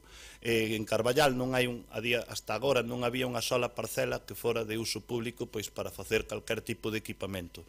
Si que hai unhas fincas que derivaron do Bantegal, hai unha que xa hai anos que se fixo proceso para que poidera ser de uso público, afortunadamente cambiou a lei e agora pois esperamos que se acelere un pouquiño máis e poidamos dispoñer desa finca nun futuro, pois no que se poida construir pois unha pista polideportiva, que poida incluso facer función de campo da festa, que poida crearse ali un espacio digamos público para a parroquia. Nos vindeiros meses, tan pronto poidamos ter ese acordo de cesión dese espacio en Carballal, que non só é en Carballal, sino que tamén solicitamos a cesión da parcela que está ao lado do campo da festa de Grixoa, e que tamén pois leva sendo usada polos veciños coa autorización, pero sin formalizalo por escrito, así como pois a parcela que está detrás da iglesia de Marantes e que os veciños solicitaron que a pavimentáramos, que é onde fan as festas e o uso de aparcadoiro, e a idea é poder desbloquear todas esas actuacións dunha vez coa iglesia, poder acometer as actuacións, por eso votaremos favorablemente a esta moción. Algo que decir, sí, Rubén. Sí, grazas. Non tiña intención de intervir porque entendía que isto estaba claro, pero bueno, por puntualizar unha cousa, eu creo que certamente o lóxico é que o Concello faga xestións oportunas para conseguir a cesión dese inmoble. Totalmente de acordo. Agora ben, non sería, Rafa, o primeiro caso no que o Concello de Santiago, a través do Goberno de Compostela Aberta, fai unha actuación con cartos do Concello nun centro social que non é titularidade do Concello. Non sería a primeira vez. Vale? Entón, eu creo que ese é o camiño correcto, pero, bueno, en fin, e sobre todo, xa non digamos nas que non son estruturais, non? Nas que teñen que ver con equipamento e demais. En calquera caso, non teño ganas de polemizar ahora con isto, dádelle para adiante, e se se pode facer, pois, mellor máis cedo que tarde. Algo que decir, señores do Partido Socialista?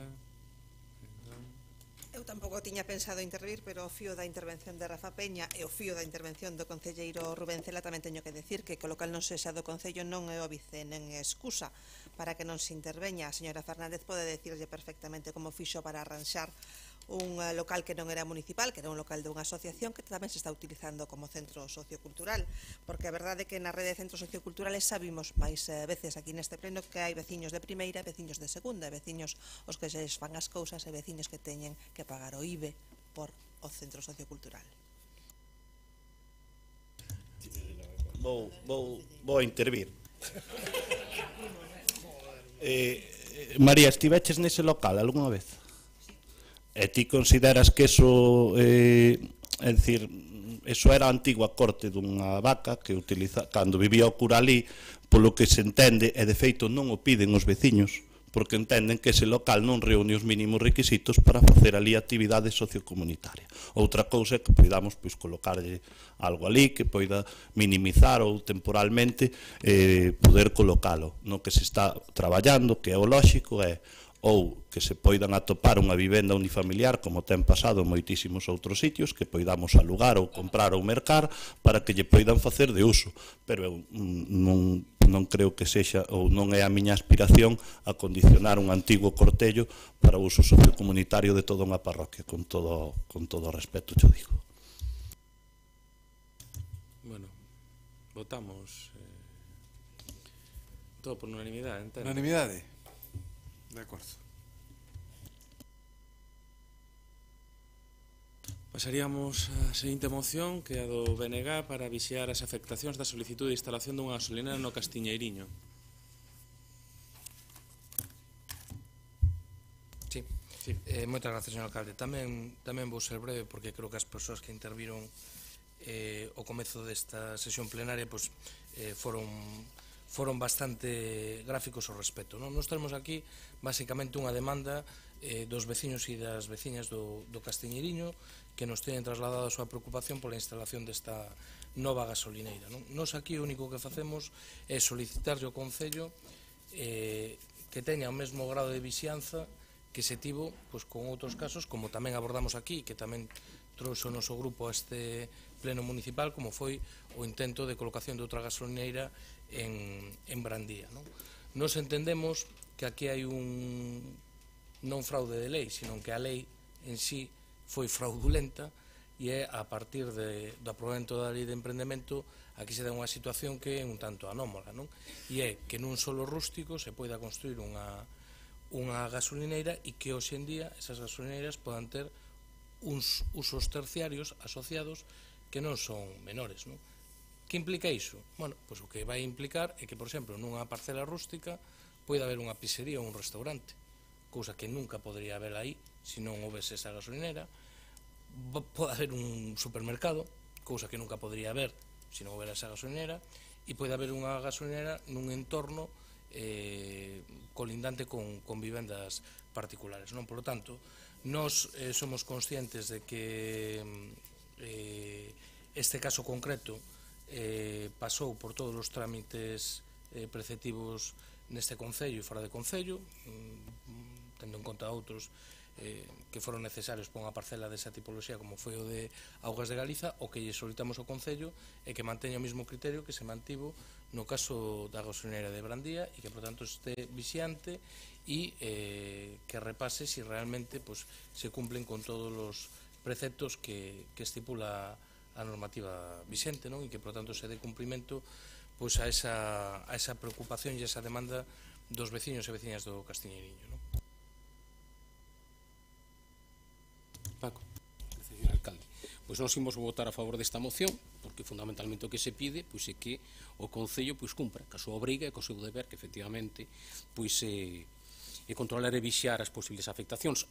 O certo é o que dixo o concelleiro do Bloque Nacionalista Galego na súa exposición, é que como a adopción da directiva comunitaria que fai non somente a lei autonómica, senón incluso a lei estatal, permite o sorpaso da normativa propia do Concello, neste caso dos plans xerais, e no que afecta a Santiago de Compostela, no PSOM. Ese é o problema de fondo, efectivamente, o que ten que facer en calqueira caso, a pesar desta situación o Concello, é vixiar a instalación desta gasolineira. Voto a favor.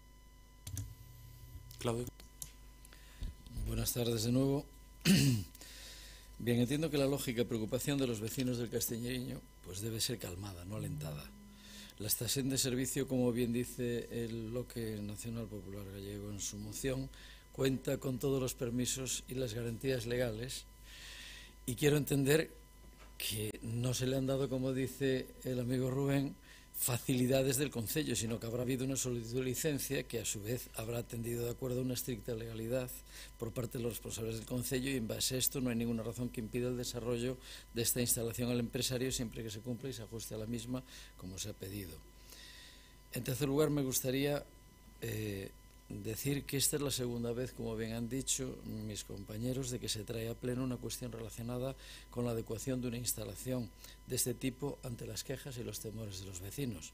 Si no recuerdo mal, fue en septiembre del 2017, a instancias también del BNG, que trajo este pleno un tema similar para que se vigilara de una forma especial la afectación de la gasolinera a los vecinos de Brandía.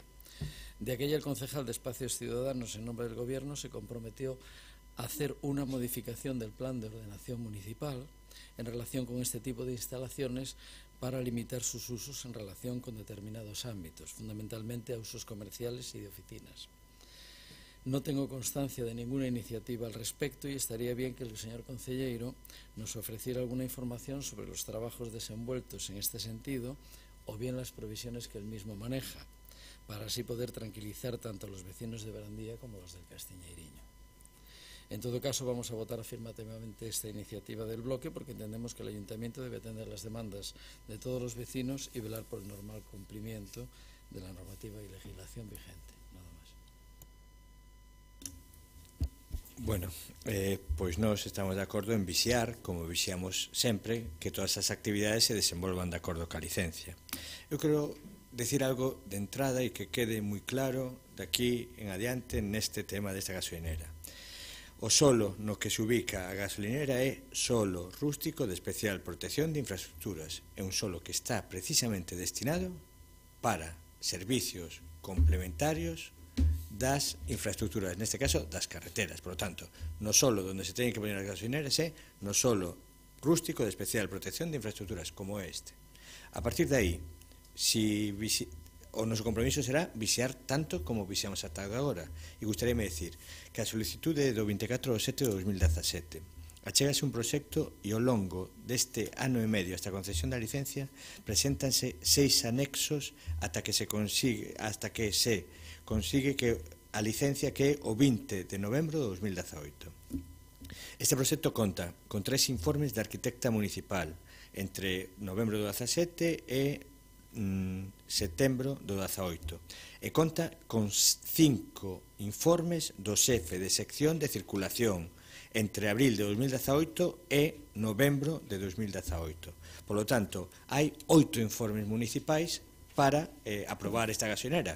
Quero dicir que xa se vixiou bastante, pero non só con eso, sino que ademais hai que dicir que o 14/7 de 2017 hai informe positivo da Xefatura de Medio Ambiente da Xunta de Galicia. O 16/3 de 2018 hai informe positivo de Estradas da Xunta porque a estrada é competencia, esa estrada é competencia da Xunta.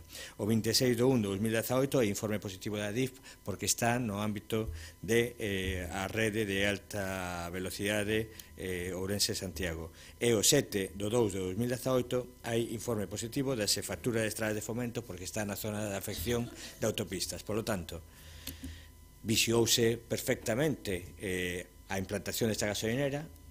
Gustaríame recordar que así se está facendo tamén ca estación de servicio que está plantexada En Brandía ainda non chegaron a estos 8 informes municipais, ainda non chegaron, pero se está facendo o mesmo seguimento e o mesmo control. E, por lo tanto, ainda que eu comparta moitas das cousas que din os veciños, por desgracia vivimos nun mundo no que o mercado ten esa capacidade para implantarse donde lle interesa aos propietarios e non donde regulan as normas, neste caso, para poder limitar a apertura de máis ou menos gasolineras, senón que hai unha lei de emprendemento europea transposta aquí polos gobernos anteriores no ano 2013 e que permite instalar gasolineras en todos os solos de infraestructuras, solos rústicos de infraestructuras. E por moitas que haxan nese ámbito, nós non podemos limitar porque as licenzas son autorreglados. O que si faremos será vixiar que cumpla con todos os parámetros e todas as matices e cautelas que impuseron os distintos informes. Rubén. Sí, brevemente. Son actos reglados e nós o único que solicitamos é que se teña a mesma dilixencia e a mesma exigencia no caso do Castiñeiriño que no caso de Brandía. Eso que solicitamos, non? A partir de aí, bueno, nosa información que tiñamos era de que era unha parcela rústica de uso prioritario agrario. Esa é a información que tiñamos. En calquera caso, que se pode facer a gasolineira nun solo rústico, eso é así. Ahora, que a gasolineira de Brandía se podía facer no emplazamento que se propuña inicialmente, pois seguramente tamén, non? Entonces, nós o único que decimos é que hai unha preocupación por parte da veciñanza e o que lle pedimos ao Concello é que actúe pois, ca mesma dilixencia nun caso que noutro, non? Paco, algo que engadir? Claudia, algo que engadir? Queres engadir algo? Pasa, entendo que por unanimidade, señor... Unanimidade? Sí? Pois unanimidade. Temos no punto 6 unha moción do BNG para designar co nome de Daniel Castelao a estación intermodal de Santiago de Compostela. Goretti. Ben, o que traemos nesta moción é unha proposta para instar a outras administracións, neste caso a Xunta e o DIF, non só para designar co nome de Daniel Castelao a Estación Intermodal de Santiago, iso tamén é unha parte importante da proposta, mas a proposta vai complementada doutra que non é menor. Trátase de integrar no propio deseño que se faga da propia estación, tanto desde o punto de vista tipográfico como da obra gráfica, como de calquera outra cuestión que se nos poida ocorrer, non? Facer unha divulgación de masas do autor de Sempre en Galiza, do autor máis universal da nosa tamén cultura, da nosa literatura. Trátase de facer esa exposición permanente para dar a coñecer o seu labor político, o seu labor social, o seu labor cultural. Por tanto, xa digo, o que queríamos era desde a capital de Galiza recoñecer a figura de Castelao e poñer e poder mesmo formular que se lle encargue a algún artista galego unha estatua de Castelao para por aí, que ali se poida reproducir a súa obra pictórica. Por tanto, non é única exclusivamente, xa digo, designar co nome de Daniel Castelao a estación, senón tamén aproveitar para facer disto unha especie de museo, un espazo que sexa dentro deses espazos de entrada que ten Santiago para as persoas que veñen de fora tamén, teríamos o aeroporto Rosalía de Castro e teríamos a estación Castelao, así que sería unha maneira de ter referentes que nos identifican con orgullo e con dignidade, non? Eu entendo que é unha figura o suficientemente indiscutible, o suficientemente coñecida como para que teña un apoio unánime, espero que así sexa. Poderíase entender que era lóxico, alguén me preguntaba por que non se podíase trasladar este tema con anterioridade a Xunta ou a DIF, mas nós non somos goberno, por tanto entendemos que se fose a formulación sería distinta, sería falar directamente coas administracións. Nos traemos a proposta para que o Pleno se pronuncie e que se faga xa polo conxunto dos grupos políticos. Logo quixera xa adiantarme a un tema que hoxe mesmo saiu na Xunta de Portavoces, non, o feito de se esta proposta tiña que pasar previamente pola Comisión de Títulos, Honras e Condecoracións ou con posterioridade, non, unha vez que se discutise aquí, non. Eu permitideme dicir que nos entendemos como Grupo Municipal do BNG que non é así, porque non estamos a falar dunha instalación municipal, estamos a falar de instar a outras administracións unha demanda. No regulamento que se recolle na páxina 3 é que se poderá distinguir de forma honorífica a persoas, institucións ou entidades dando o seu nome a vías municipais, establecementos, centros ou instalacións do Concello de Santiago. Nós o que traemos é unha fórmula distinta, é simplemente que se faga ese instar a outras administracións a que se acolla unha proposta que entendemos que debería de ser unánime polo que significa Daniel Castelao, polo que significa a nivel histórico e porque isto en certa maneira eu creo que ven acrecentar un grao de area a ese, eu creo que exemplo que estamos a dar tamén de recoller e intentar que a memoria histórica, a memoria de figuras que son referenciais para o noso país, pois que teñan tamén a visibilidade non só, xa digo, para as persoas que chegan de fora, senón tamén para as propias persoas da casa que ás veces non coñecen o suficientemente a súa obra, non coñecen o suficientemente a súa trayectoria. Así que, sen máis, pois esta é a explicación da moción que traemos. Gracias, Goretti. Paco? Señor alcalde, pois nos coincidimos ca valoración que fai o Bloque Nacionalista Galego con respecto a Daniel Castelao como unha figura indiscutible do noso país, indiscutible tanto culturalmente, indiscutible políticamente, pero eu quería facer dúas preguntas con respecto a esta moción. A primeira é a cual das dúas estacións imos poñerlle o nome de Daniel Castelao, a de ferrocarril ou a de autobuses. Eu lembro perfectamente o seu compañeiro de grupo municipal explicar moi ben a través dunha televisión local con 2 vasos e unha botella explicar o que representaba este intercambiador que non intermodal, non? 2 estacións diferentes cunha pasarela. Entón, a cal das 2 estacións se lle vai poñer o nome, si lle vamos poner tamén o nome, se está previsto para a pasarela, probablemente don Jorge Odarre estaría encantado de Avenida Daniel Castelao, non? Chamarlle avenida a esa pasarela, non? Iso primeiro, entre outras cosas, porque claro, a quen lle imos pedir o nome a DIF, a Xunta, como imos facer? Esa é a primeira pregunta. A segunda pregunta é máis unha pregunta que me fago a mí mesmo. É dicir, claro, unha figura tan señera como é precisamente a Daniel Castelao, eu entendo que se merece pois dar o nome verdadeiramente pois a unha gran obra, non precisamente a un fracaso ni a unha perda desta cidade que tiña que ter a estación referencia do AVE para toda Galicia e o que vai ter vai ser un intercambiador.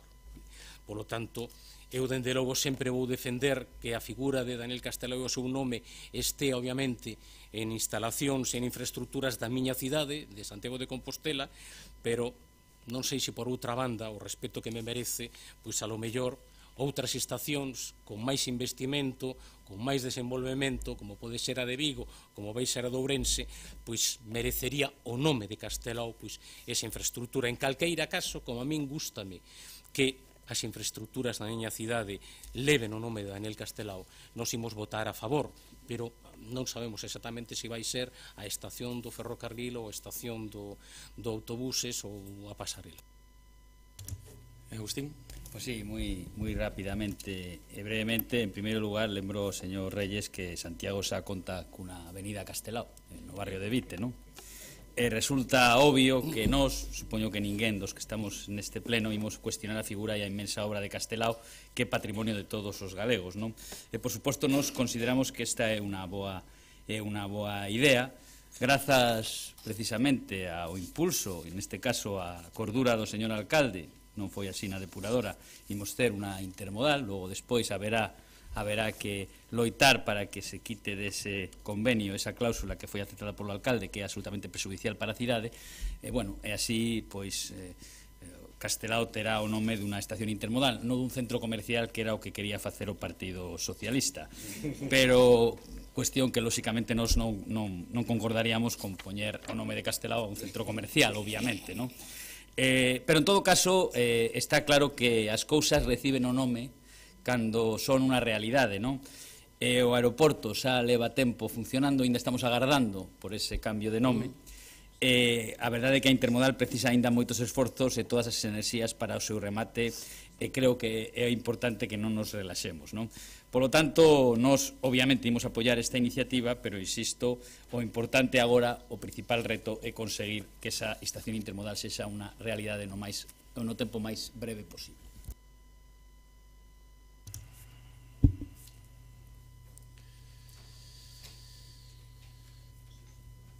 Bueno, nos comezo a miña intervención anunciando que imos a apoiar a proposta do BNG.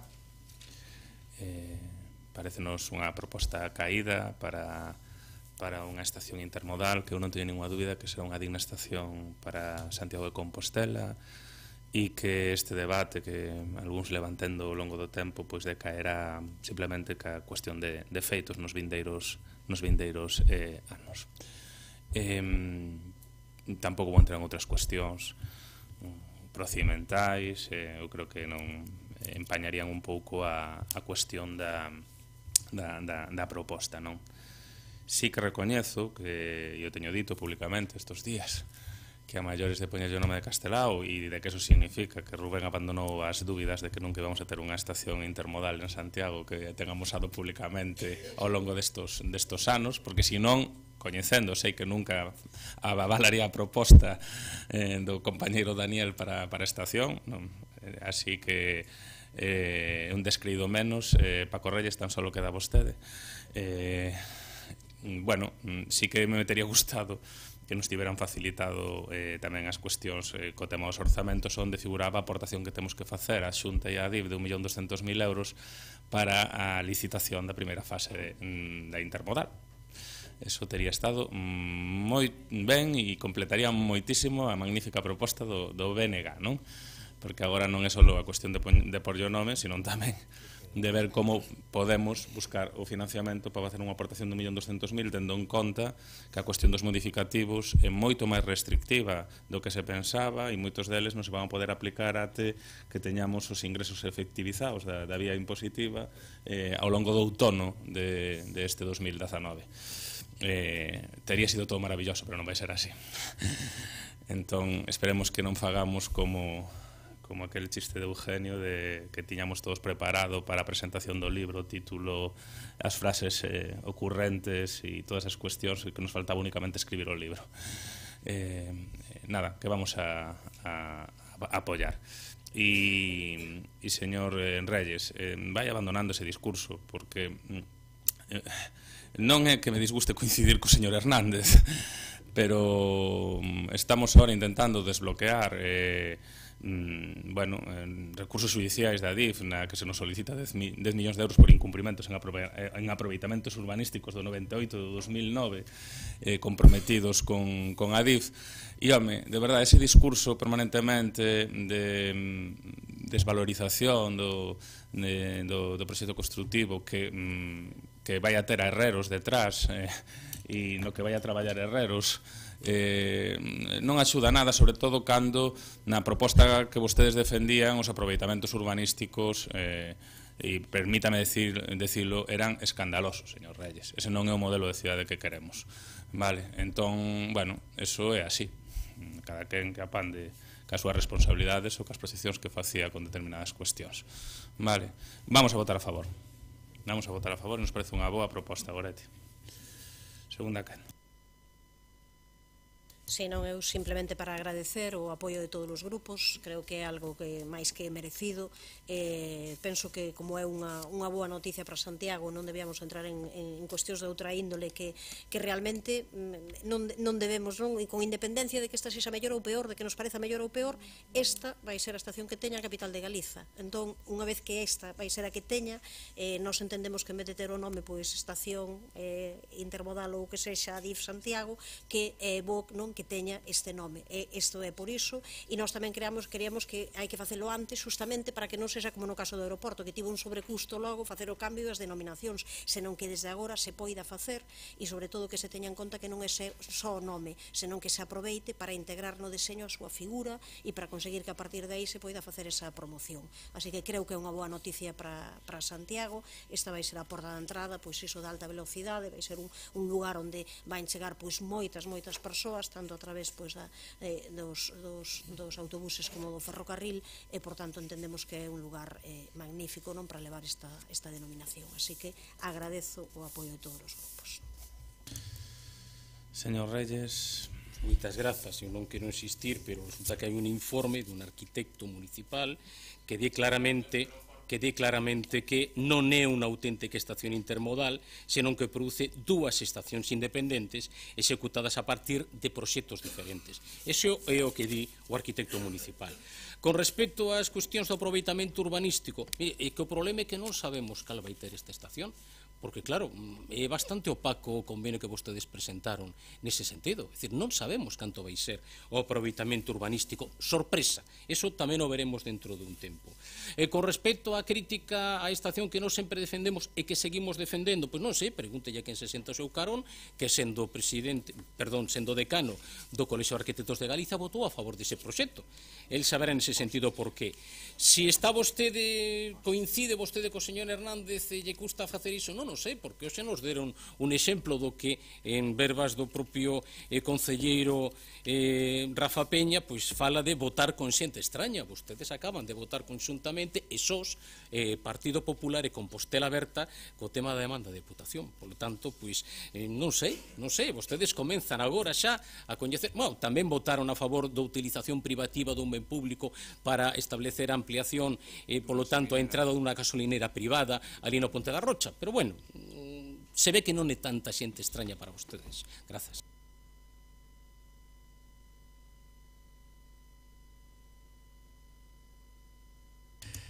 Vai actualizando os informes, señor Reyes, porque dende que ese está moi desactualizado. Dende que vostede ten ese informe, que acude el como algúns acuden a textos sagrados, asinouse un convenio, foise demostrando que toda a apocalipse que vostede profetizaba non saiu adiante, modificouse a primeira fase, hai unha pasarela cuberta onde vostede decía que iba a haber lóstregos e pedras de granizo sobre a cabeza dos composteláns, vaise a empezar a redactar o proxecto global e definitivo e xa está detrás o señor Herreros, que tamén é garantía de calidade, e siga vostede con ese informe de 2015 que de verdade que resta argumentos. Se non hai aproveitamento é porque non o hai. E ao mellor o que temos que buscar aproveitamentos para pagar diante da demanda de 10 millóns de euros que temos polos que vostedes prometeron, que eso sí que os temos, pero deso non van a falar nunca. Sí ao nome de Castelao.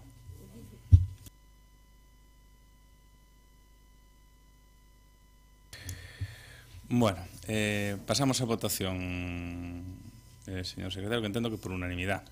Unanimidade. Moción do Partido Popular, a penúltima, para a reapertura público do Xardín do Pazo de Amarante. Alejandro. Gracias, alcalde. Bueno, no voy a demorarme en explicar una vez más el valor medioambiental, patrimonial o social del Jardín del Pazo de Amarante, ni tampoco voy a detallar todo el empeño que en su momento la sociedad civil, en concreto la Asociación de Vecinos Compostela Bella y el Partido Popular, primero el Partido Popular en la oposición y después en el gobierno municipal, todo el empeño, digo, que hicieron para abrir los jardines al conjunto de los ciudadanos, ¿no? Lo cierto es que a finales del 2012 se firmó por fin un convenio que fue durante varios años respetado por ambas partes, pero ya con ustedes en el gobierno municipal comenzaron a producirse una serie de incidencias derivadas de los incumplimientos de la parte municipal.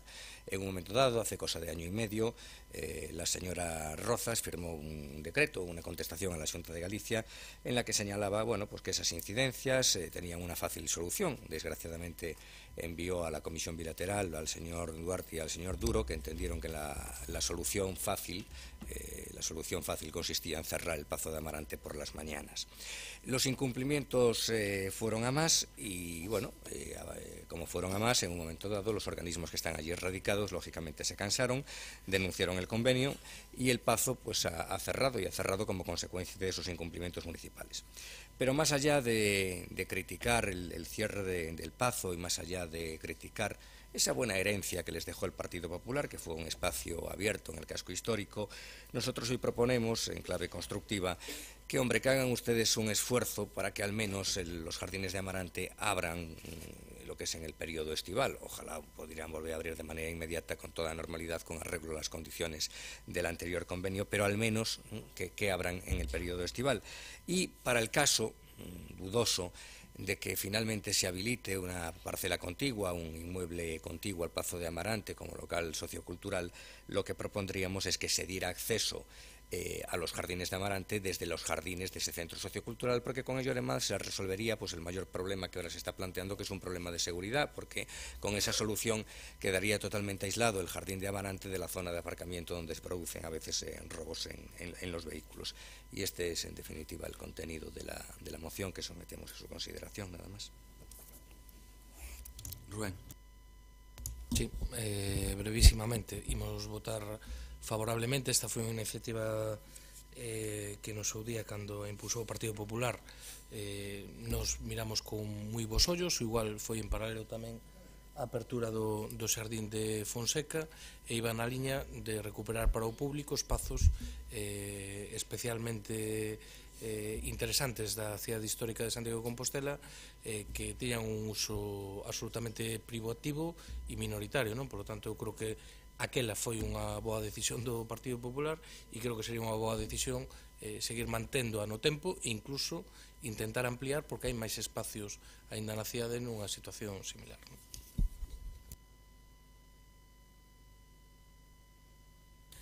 Grazas, señor alcalde. Boas noites xa. Pois, efectivamente, existía ese convenio que firmou o Goberno Municipal do Partido Popular ca Xunta. E, claro, eu teño dos preguntas que se resumen unha, de dicir, que se fixo para poñer en marcha e desenvolver o convenio, por parte, neste caso, do Goberno de Compostela Aberta. Se non estaban de acordo co convenio, por que non se denunciou? Dous, nós estamos de acordo ca moción, imos votar a favor. Nós pensamos que mesmo habería que promocionar precisamente todo ese tipo de xardíns, que pode ser mesmo todo un circuito, e polo tanto conseguir que os visitantes da nosa cidade non solamente paren na Praza do Obradoiro, como tantas veces temos dito. E, se mo permiten, tamén vou aproveitar para decir que se aprobou unha moción aquí no pleno no que falábamos da mellorar a accesibilidade a parques e xardíns. Pois non estaría de máis, e particularmente non estaría de máis no caso concreto do Xardín do Pazo de Amarante. Moitas grazas, o noso voto é a favor.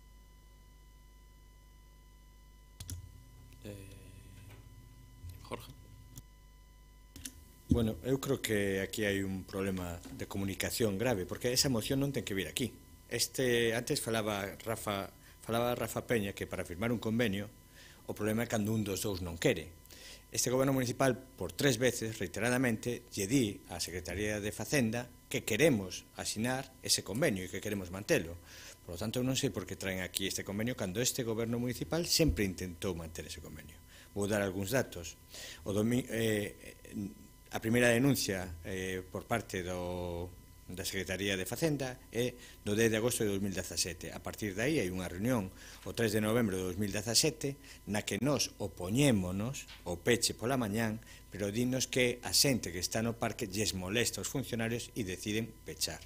Deciden pechar unilateralmente co informe en contra do goberno municipal para decir que se manteña aberto. Posteriormente hai outra comisión de seguimento en xullo de 2018 para dar resposta a un escrito que recibimos en maio no que nos din que queren dar por finalizado o 31 de decembro ese acordo. Primeira, en 17 decimos que queremos seguir. Nos comunican o 18 de maio que non queren renovalo ao finalizar este ano. Nos, na Comisión de Seguimento, en xullo de 2018, decimos cales son os problemas, seguiremos controlando os problemas, o que hai cousas que non podemos evitar é se a xente fala, non fala, ou cal é a actitude da xente no xardín. O que sí podemos facer é controlar horarios de peche. Na Comisión de Seguimento de xullo de 2018 reiterámoslle a Secretaría de Facenda que queremos manter o convenio. Está escrito, está nas actas. Posteriormente recibimos un escrito o 17 de setembro dicindo que solicitan cesar no convenio e pechar. Ao que nós, o 7 de novembro, por certo, un escrito que non recibimos contestación desde o 7 de novembro ata o de agora, decimos que creemos que unha vez que se vai abrir ese centro sociocultural na Praza Salvador Parga e que vai ter un xardín colindante co seu, farían posible reformular o convenio para poñer en comunicación os dous e ter un maior control. Ademais, pedimos que, polo tanto, fágase unha reformulación do convenio para o ano 2019. Pedimos que se volva a facer unha comisión de seguimento para ver cales son esas queixas que hai, porque falan de queixas pero non reúnen a comisión de seguimento para resolvelas, e, polo tanto, desde o 7 de novembro, que por terceira vez se remite por escrito á Dirección de Facenda a necesidade de continuar e manter ese convenio, por 3 veces a Xunta de Galicia nega a apertura de Sardín. Por lo tanto, eu creo que vai desenfocado. Si queren que se abra o Sardín, terá que ser a Xunta a que autorice, porque o Goberno Municipal está cumplindo en todo o que se nos pediu de control horario, de que adaptar a marcha da xente de parques e sardíns co horario de peche do parque. Cumpliuse ou aceptouse, porque non nos quedou máis remedio que pecharse por la mañana, pero abrir por la tarde cun control dos horarios e eliminando tamén os vehículos que aparcaban indiscriminadamente, que era unha das cousas que tamén se queixan, non aparcan vehículos. Por lo tanto, todo o que se foi presentando na Comisión de Queixas e Suxestións foise resolvendo por parte deste Goberno Municipal. Que pasa? Que a Xunta quería pechalo. Non lle deben de gustar a xente que vai ao Sardín, pero iso non é un problema noso. O Sardín é un sardín público no que poden acceder todos os composteláns. E, polo tanto, nós seguimos reivindicando por terceira vez que queremos que ese parque este aberto e creemos que hai que reformular o convenio, mantelo aberto e que cando teñamos o Centro Sociocultural de Salvador Parga poderá funcionar axeitadamente. Pero a quen lle ten que dirixir esta petición é a Secretaría de Facenda da Xunta, que é a que por 3 veces solicitou pechar. Alejandro. Sí, gracias. Lo primero, señor Duarte, no es exactamente la Xunta, a ver si sabe distinguir los órganos. Son 3 organismos independientes, 3 administraciones institucionales. Otra cosa es que la Xunta de Galicia canalice las demandas de esos organismos, pero no es la Xunta. Lo digo porque es importante también esa nota de independencia de los organismos para que no pueda haber una sombra conspiratoria de la Xunta de Galicia. Y es curioso que esos organismos no hayan planteado ningún problema durante prácticamente 4 años, al menos durante todo el mandato del Partido Popular, incluso durante una buena parte, durante año y medio del mandato de Compostela Berta. Por lo tanto, porque incluso durante su primer año y medio no hubo mayores incidencias. Las incidencias llegan cuando, pues un gobierno municipal deja la ciudad en una situación de desgobierno y en una situación de desleixo, ¿no? Estos organismos no parece que se opongan gratuitamente porque sí, se oponen porque ustedes incumplen las condiciones que fijaba el convenio, y particularmente una de ellas, no es la única, pero particularmente una que es la que afecta a la seguridad. Por poner un ejemplo, ¿ustedes plantearon alguna solución de videovigilancia? Pues supongo que no, que ninguna, porque ustedes prefieren videovigilar el Toral, donde no hay ningún problema, a vigilar en un lugar donde se están produciendo hechos incívicos o hechos delictivos. Por cierto, permítame que cuente una anécdota. En ocasiones el alcalde, pues me tiene reprochado, como dice él, mi discurso como es hiperglucémico, el verbo florido. Es cierto que yo a veces recargo el discurso con algunos adjetivos de más para estimularles, pero puestos a hablar de verbo florido, nada como lo que le escuché al alcalde en una junta de gobierno refiriéndose a este asunto, ¿no? Cuando para referirse a los problemas de seguridad que allí había, roban en los vehículos, causan algunos daños, dijo que había personas que interactuaban nas dinámicas laborais. Estupendo, a uno le roban en el coche y eso es una interactuación en las dinámicas laborais. En fin, nosotros mantenemos lógicamente nuestra moción porque insistimos, la petición de denuncia del convenio no es una petición gratuita por parte de los organismos, sino que deriva de sus incumplimientos. Y concluyo repitiendo lo que ya dije en la rueda de prensa, ¿no? Este ha sido un proceso como muy alegórico porque ustedes en el 2015 abrieron una puerta ficticia en Mazarelos y ahora lo que hacen es cerrar una puerta real en Salvador Parga. O dicho de otra manera, en el 2015 abrieron una puerta ficticia de cartón piedra en Mazarelos y resulta que de cartón piedra al final es el gobierno municipal. Nada más, gracias.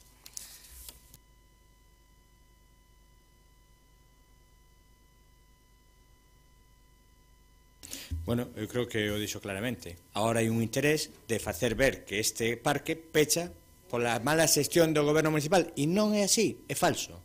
É falso, e entón, está ben que adorne el verbo florido, pero que non está ben é que minta, o que non está ben é que minte e que diga cousas que non son certas. Vamos a ver, este goberno pediu por 3 veces que se mantivera aberto. Cando se fala, cando se fala de que incumplimos, non é certo. Vamos a ver, asustouse o horario ao peche de parques e sardíns. como podes comprender, se ali aparcan coches que non son, multanse. Os coches que aparcan irregularmente estánse multando. O que non imos facer, e volvo a decilo, creo que hai un grave problema no Grupo Popular de aporafobia, de que non lle gusta certa xente que vai a ese parque, e é moi claro, non lle gusta esa xente e, polo tanto, por eso queren pechalo. É así de triste, non é a primeira vez que o vemos, e ademais de querer pechalo a Xunta, logo queren facer ver que se pecha por culpa do goberno, e non é así. Péchase porque a Xunta o quere pechar, non porque o goberno municipal o quera pechar. Por lo tanto, eu creo que podemos traer mocións para intentar cargarlle a responsabilidade dos outros, pero neste caso, se se pecha, é únicamente por culpabilidade da Secretaría Xeral de Facenda, Técnica e do Patrimonio, que é a que decide pechar na mesa de coordinación que estamos as dúas partes, a decide pechar e acomete o 31 de decembro o peche dese parque. É moi claro.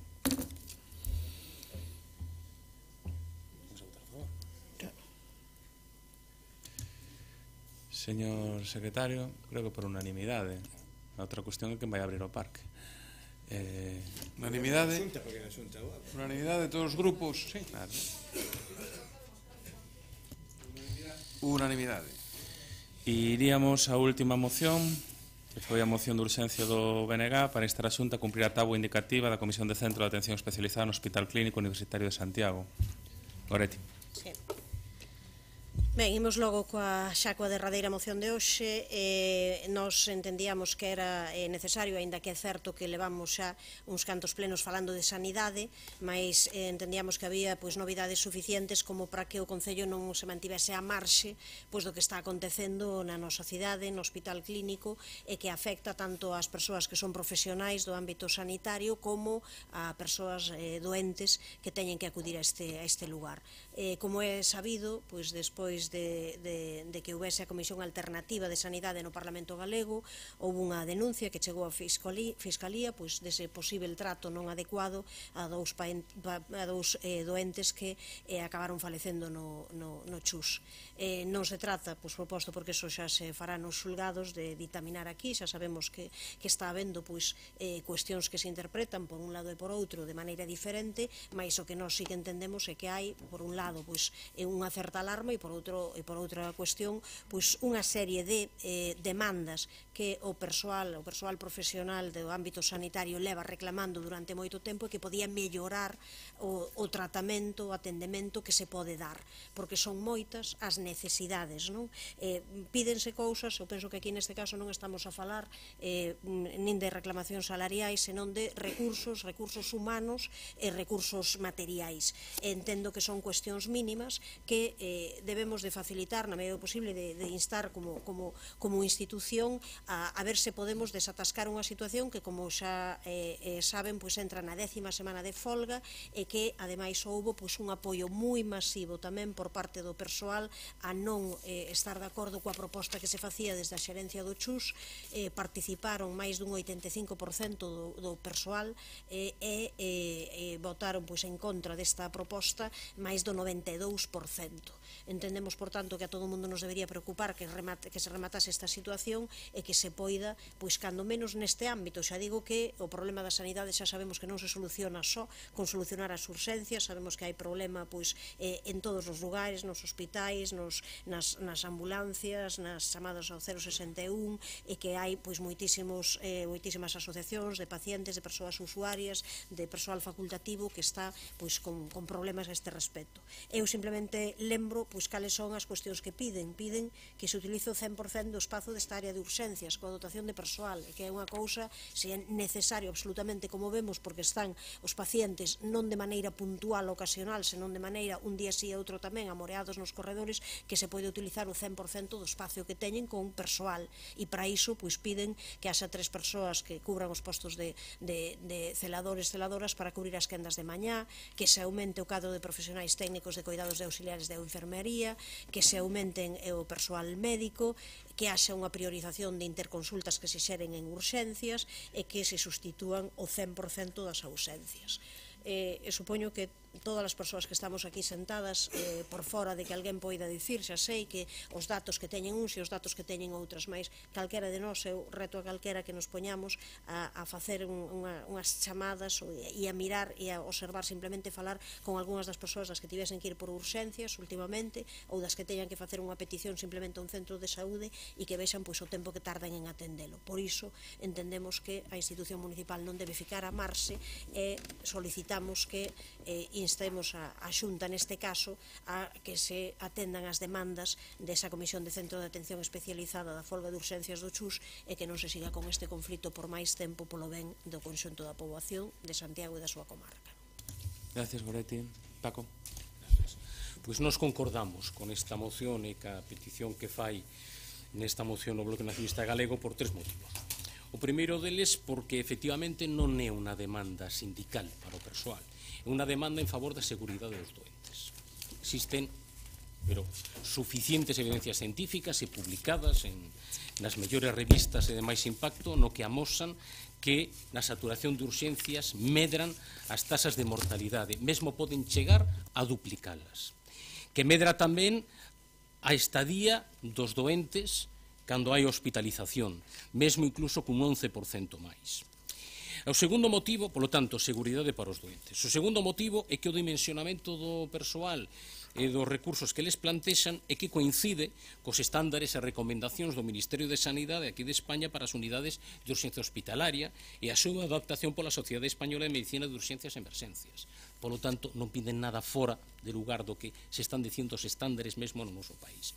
E terceiro, porque como efectivamente temos desgraciadamente debatido moito sobre sanidade polos problemas de sanidade e polos recurtes, pois eu vou acabar casi facendo un artigo de revisión bibliográfica, porque en cada pleno pois acado máis revisión. Teño aquí toda unha serie, digo, polo outro día fixen unha declaración, dicen que os recurtes matan, e alguén se molestou. Ben, pois eu teño aquí unha revisión do impacto dos recurtes, non da crise, o impacto dos recurtes precisamente no incremento da mortalidade. Publicado en Lancet, publicado en el New England, publicado en el British Medical Journal, en la American Journal of Public Health, que demostran claramente con evidencia científica que os recurtes incrementan a mortalidade dos países. E que había outra maneira de facer as cousas, porque os países nórdicos e Alemania non recurtaron, mantiveron o gasto. E, por exemplo, Islandia, nun momento dificilísimo para eles, cunha bancarrota do país e do sistema financiero, do sistema bancario, o que fixeron foi precisamente incrementar o gasto en políticas sociais e particularmente en sanidade. Obviamente, o noso voto a favor.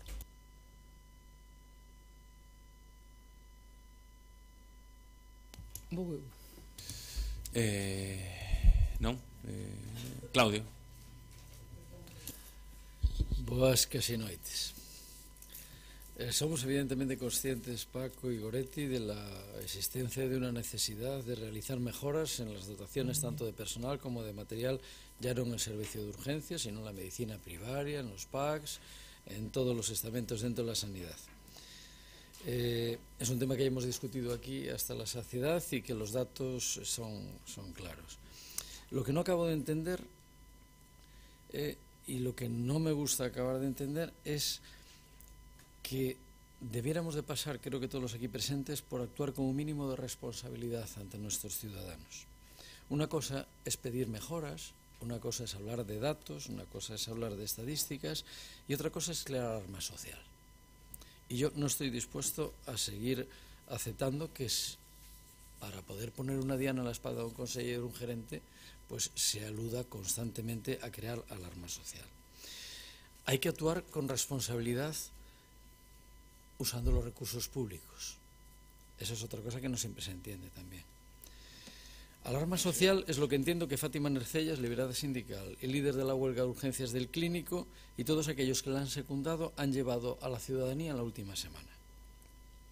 Alarma social que no solo ha llegado a la ciudadanía, sino que se ha hecho extensiva al resto de España con la aparición de nuestro hospital clínico, creo que de una forma desmedida y no ajustada a la realidad de la calidad que aquí tenemos en cuanto a la asistencia a los pacientes, en los telediarios y en los demás medios públicos. Su denuncia se ha basado en una mentira desde el principio y dicha mentira ya ha tenido que desdecirse ella. En este momento existe una investigación a cargo de Fiscalía que dirimirá si hubo o no una correcta actuación médica y exigirá responsabilidades en caso de que éstas existan.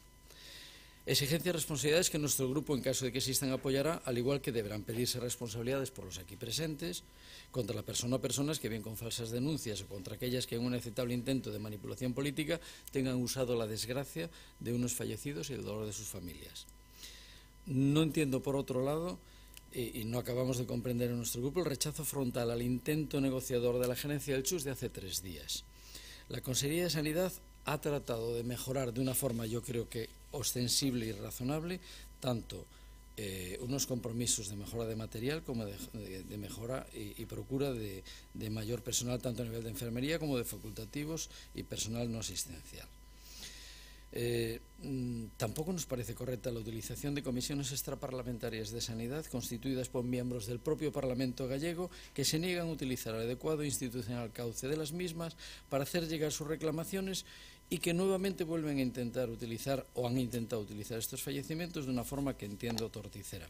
Tengo aquí 8 puntos que ya no creo que sean horas de empezar a leerlos, 8 puntos que me parecen razonables entre los ofertados por la Consejería de Sanidad y que han sido, como bien dice Goretti, reseitados por un 92,5% de los votos. Pero es que las negociaciones no implican que ni una parte ni la otra tenga que poner sus criterios. Las negociaciones implican que tiene que haber algún tipo de acuerdo en por una parte el asunto, tratar de mejorar el número de facultativos y de los materiales técnicos, y yo creo que por parte de la Asociación de Especialistas y el Comité de Huelga en aceptar que no todas las cuestiones pueden realizarse sin alterar la responsabilidad en el uso de los recursos públicos. Creo sinceramente que las mejoras que me han pasado a mí eran bastante razonables y que iban a procurar una mejora ostensible tanto en eso, por ejemplo, paso a 14 a 22, de 15 a 22 boxes, aumento de personal de enfermería en un número muy ostensible, incrementar el cuadro de facultativos estabilizando su contratación. No sé, yo creo que quizás había que haber razonado y negociado un poquito más. Coche. Bueno, boa tarde. Efectivamente, como ben decía Goretti, esta moción súmase a outras mocións que xa aquí se presentaron e se defenderon, lembro a de abril de 2018 e a de novembro de 2018, e lembroas porque tuvemos a ocasión de escuitar en vivo a Alberto Rama e Elido Sil, que son os e as profesionais que todos os días traballan no servicio de urxencias nas condicións inasumibles para eles. Hoxe, como naquela ocasión, a moción sirve para mostrar a preocupación pola situación de alarma que atravesa o sistema galego de saúde. Sí, e denunciar tamén que a situación no servicio de urxencias continuou agravándose e deteriorándose desde a primeira chamada de urxencia que no mes de abril fixeron aquí os profesionais do servicio de urxencias do Chus. E como continuou agravándose hasta ser insoportable. Por iso, no mes de novembro, iniciaron unha folga indefinida que dura a día de hoxe e dura co apoio do 92,5% dos profesionais sanitarios que traballan no servicio de urxencia e que vai culminando ou tocando fondo cando nos inicios deste ano, no mes de xaneiro, día 2, pois se producen 2 mortes e os profesionais denuncian en Fiscalía que foi porque eran incapaces de atender en tempo e forma a urxencia que ali se presentaba. Bueno, obviamente o deterioro é insostible e como os profesionais non queremos ser cómplices, porque a responsabilidade única de resolver o conflito, pero sobre todo de dotar o servicio nas condicións adecuadas de persoal e materiais é única e exclusiva da Consellería de Sanidade, dos seus responsables políticos e técnicos, é única e exclusivamente deses. E non somos cínicos, nin temos intereses inconfesables, témolos confesables e explícitos. Aquí, hoxe, e todos os demais días. Defender o servicio público de saúde, os seus profesionais e a calidade asistencial que ali ofrecen. Por iso alzamos a voz e apoiamos os profesionais do servicio de urxencia, os profesionais dos PACs e os pacientes e usuarios do servicio do CHUS que se manifestaron o día 9 de xaneiro deste mes. E por iso hoxe tamén pedimos que se cumpla a tabla reivindicativa que mantén os servicios de urxencia do CHUS desde hai casi un ano. E para que? Sencillamente para ter unha atención de calidade e seguridade, tanto para os profesionais que traballan nos servicios de urxencias como para os pacientes e usuarios que somos nós e que necesitamos un servicio de saúde de calidade e de seguridade. Gracias, Concha. Segunda quenda, Goretti. Sí, non, sin máis. Eu penso que é absolutamente compatible, Claudio, en defender a calidade do CHUS e da sanidade pública. Eu penso que, vamos, desde logo, un recoñecemento total ás persoas profesionais que fan ali o seu traballo no día a día, mais eso é perfectamente compatible con saber o grau de deterioración que está sufrindo nos últimos tempos. E insisto, claro, eu creo que hai dúas maneiras de ler.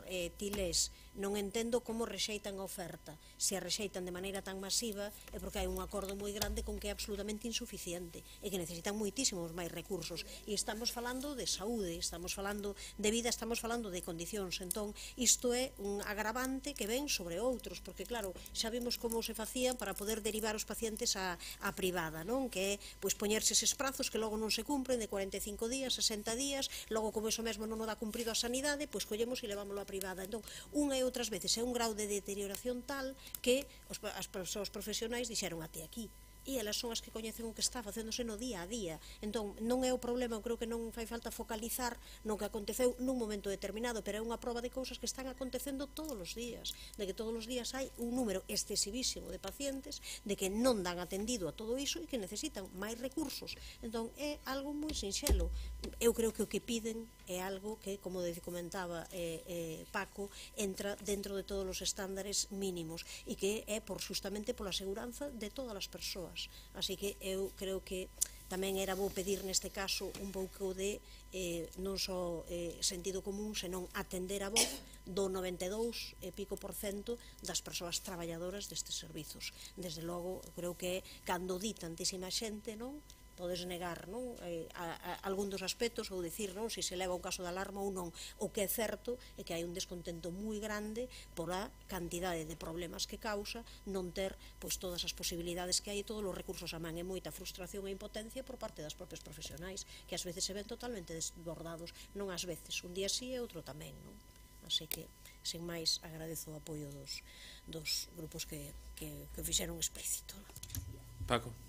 Sí, brevemente. Eu non fixe ninguna referencia na miña intervención primeira a unha cuestión de dous pacientes falecidos e que neste momento está en sede judicial. Portanto, eu non estaba ali, eu non sei o que aconteceu, pois xa se fará a investigación. O que si dixen e poño a disposición de todos os membros desta corporación é todas as evidencias científicas que eu atopei nunha revisión de literatura científica que amosa claramente o incremento da taxa de mortalidade daqueles doentes que chegan a urxencias precisamente polo problema de saturación. Do mesmo xeito que é evidente que o único que demandan estes traballadores é o cumprimento dos estándares oficiais que temos polo Ministerio de Sanidade. Claro que eles merecen todo o noso respeto e toda a nosa consideración porque están facendo moito máis do que os recursos que teñen lles permiten, pero iso obviamente ten un límite. E por último, gustaríame facer unha referencia, é dicir, existen xa sentencias, eu teño aquí diante unha, do Xulgado de Contencioso Administrativo número 2 de Huelva, no que o que fan eximen de responsabilidade a un médico que lle tiñan aberto precisamente un expediente o Servizo Andaluz de Saúde, neste caso, precisamente porque di que non é responsabilidade, senón que os errores médicos dos que se estaba a falar eran froito dunha presión asistencial e o que fai absolver o médico e condenar o Servicio Andaluz de Saúde. Por lo tanto, cuidado porque comeza xa a haber sentenzas nese sentido e pode ser un problema para o noso sistema sanitario tamén. O noso voto, insisto, vai ser a favor da moción do BNG. Gracias. Claudio. Concha, de verdad, no insistas, conozco en profundidad el tema de los dos fallecidos, y está bajo investigación porque para nada es como se ha dicho. Entonces, que hay necesidades de tiempo, bien, pero que no se puede seguir juzgando por 2 fallecidos la calidad de un servicio en un hospital, y hemos quedado a la altura del betún en toda España. De hecho, están saliendo ahora los jefes de servicio del resto del hospital con implicaciones en urgencias a explicar que las atenciones son correctas, fueron correctas y que se hace lo mismo. Solo por unha aclaración, sencillamente relatei que hai unha denuncia presentada en Fiscalía e que resolverá a Fiscalía. Eu entendo que se fora unha médica ou unha sanitaria que traballara ali, pois mandaría os correos dicindo a situación na que se vive, porque senón sería susceptible de ser denunciado, ou mellor é unha forma de protexerse. Como puxeron evidencia o 80% dos xefes dos centros de atención primaria de Vigo cando dimitiron, porque non querían asumir responsabilidade e ser cómplices dunha situación que os podía facer incurrir en responsabilidade. Bueno, pero non era iso o obxecto. O obxecto é que a Consellería de Sanidade ten que resolver este conflito e esta situación e deixar de ser noticia por estes problemas, vale? E deixar de acontecerlle que se amorean habitualmente persoas en urxencias, que se colapsa o servicio e que se producen mortes. Pasamos a votar, señor secretario. Votos a favor desta moción urxente del BNG para instar a Xunta a cumprir as táboas indicativas da Comisión do Centro de Atención Especializada do Hospital Clínico Universitario de Santiago. Votos a favor, BNG, Compostela Aberta, PSOE. Votos en contra, Grupo Popular, abstencións 0, quedaría aprobada. Levantamos a sesión. Boa noite.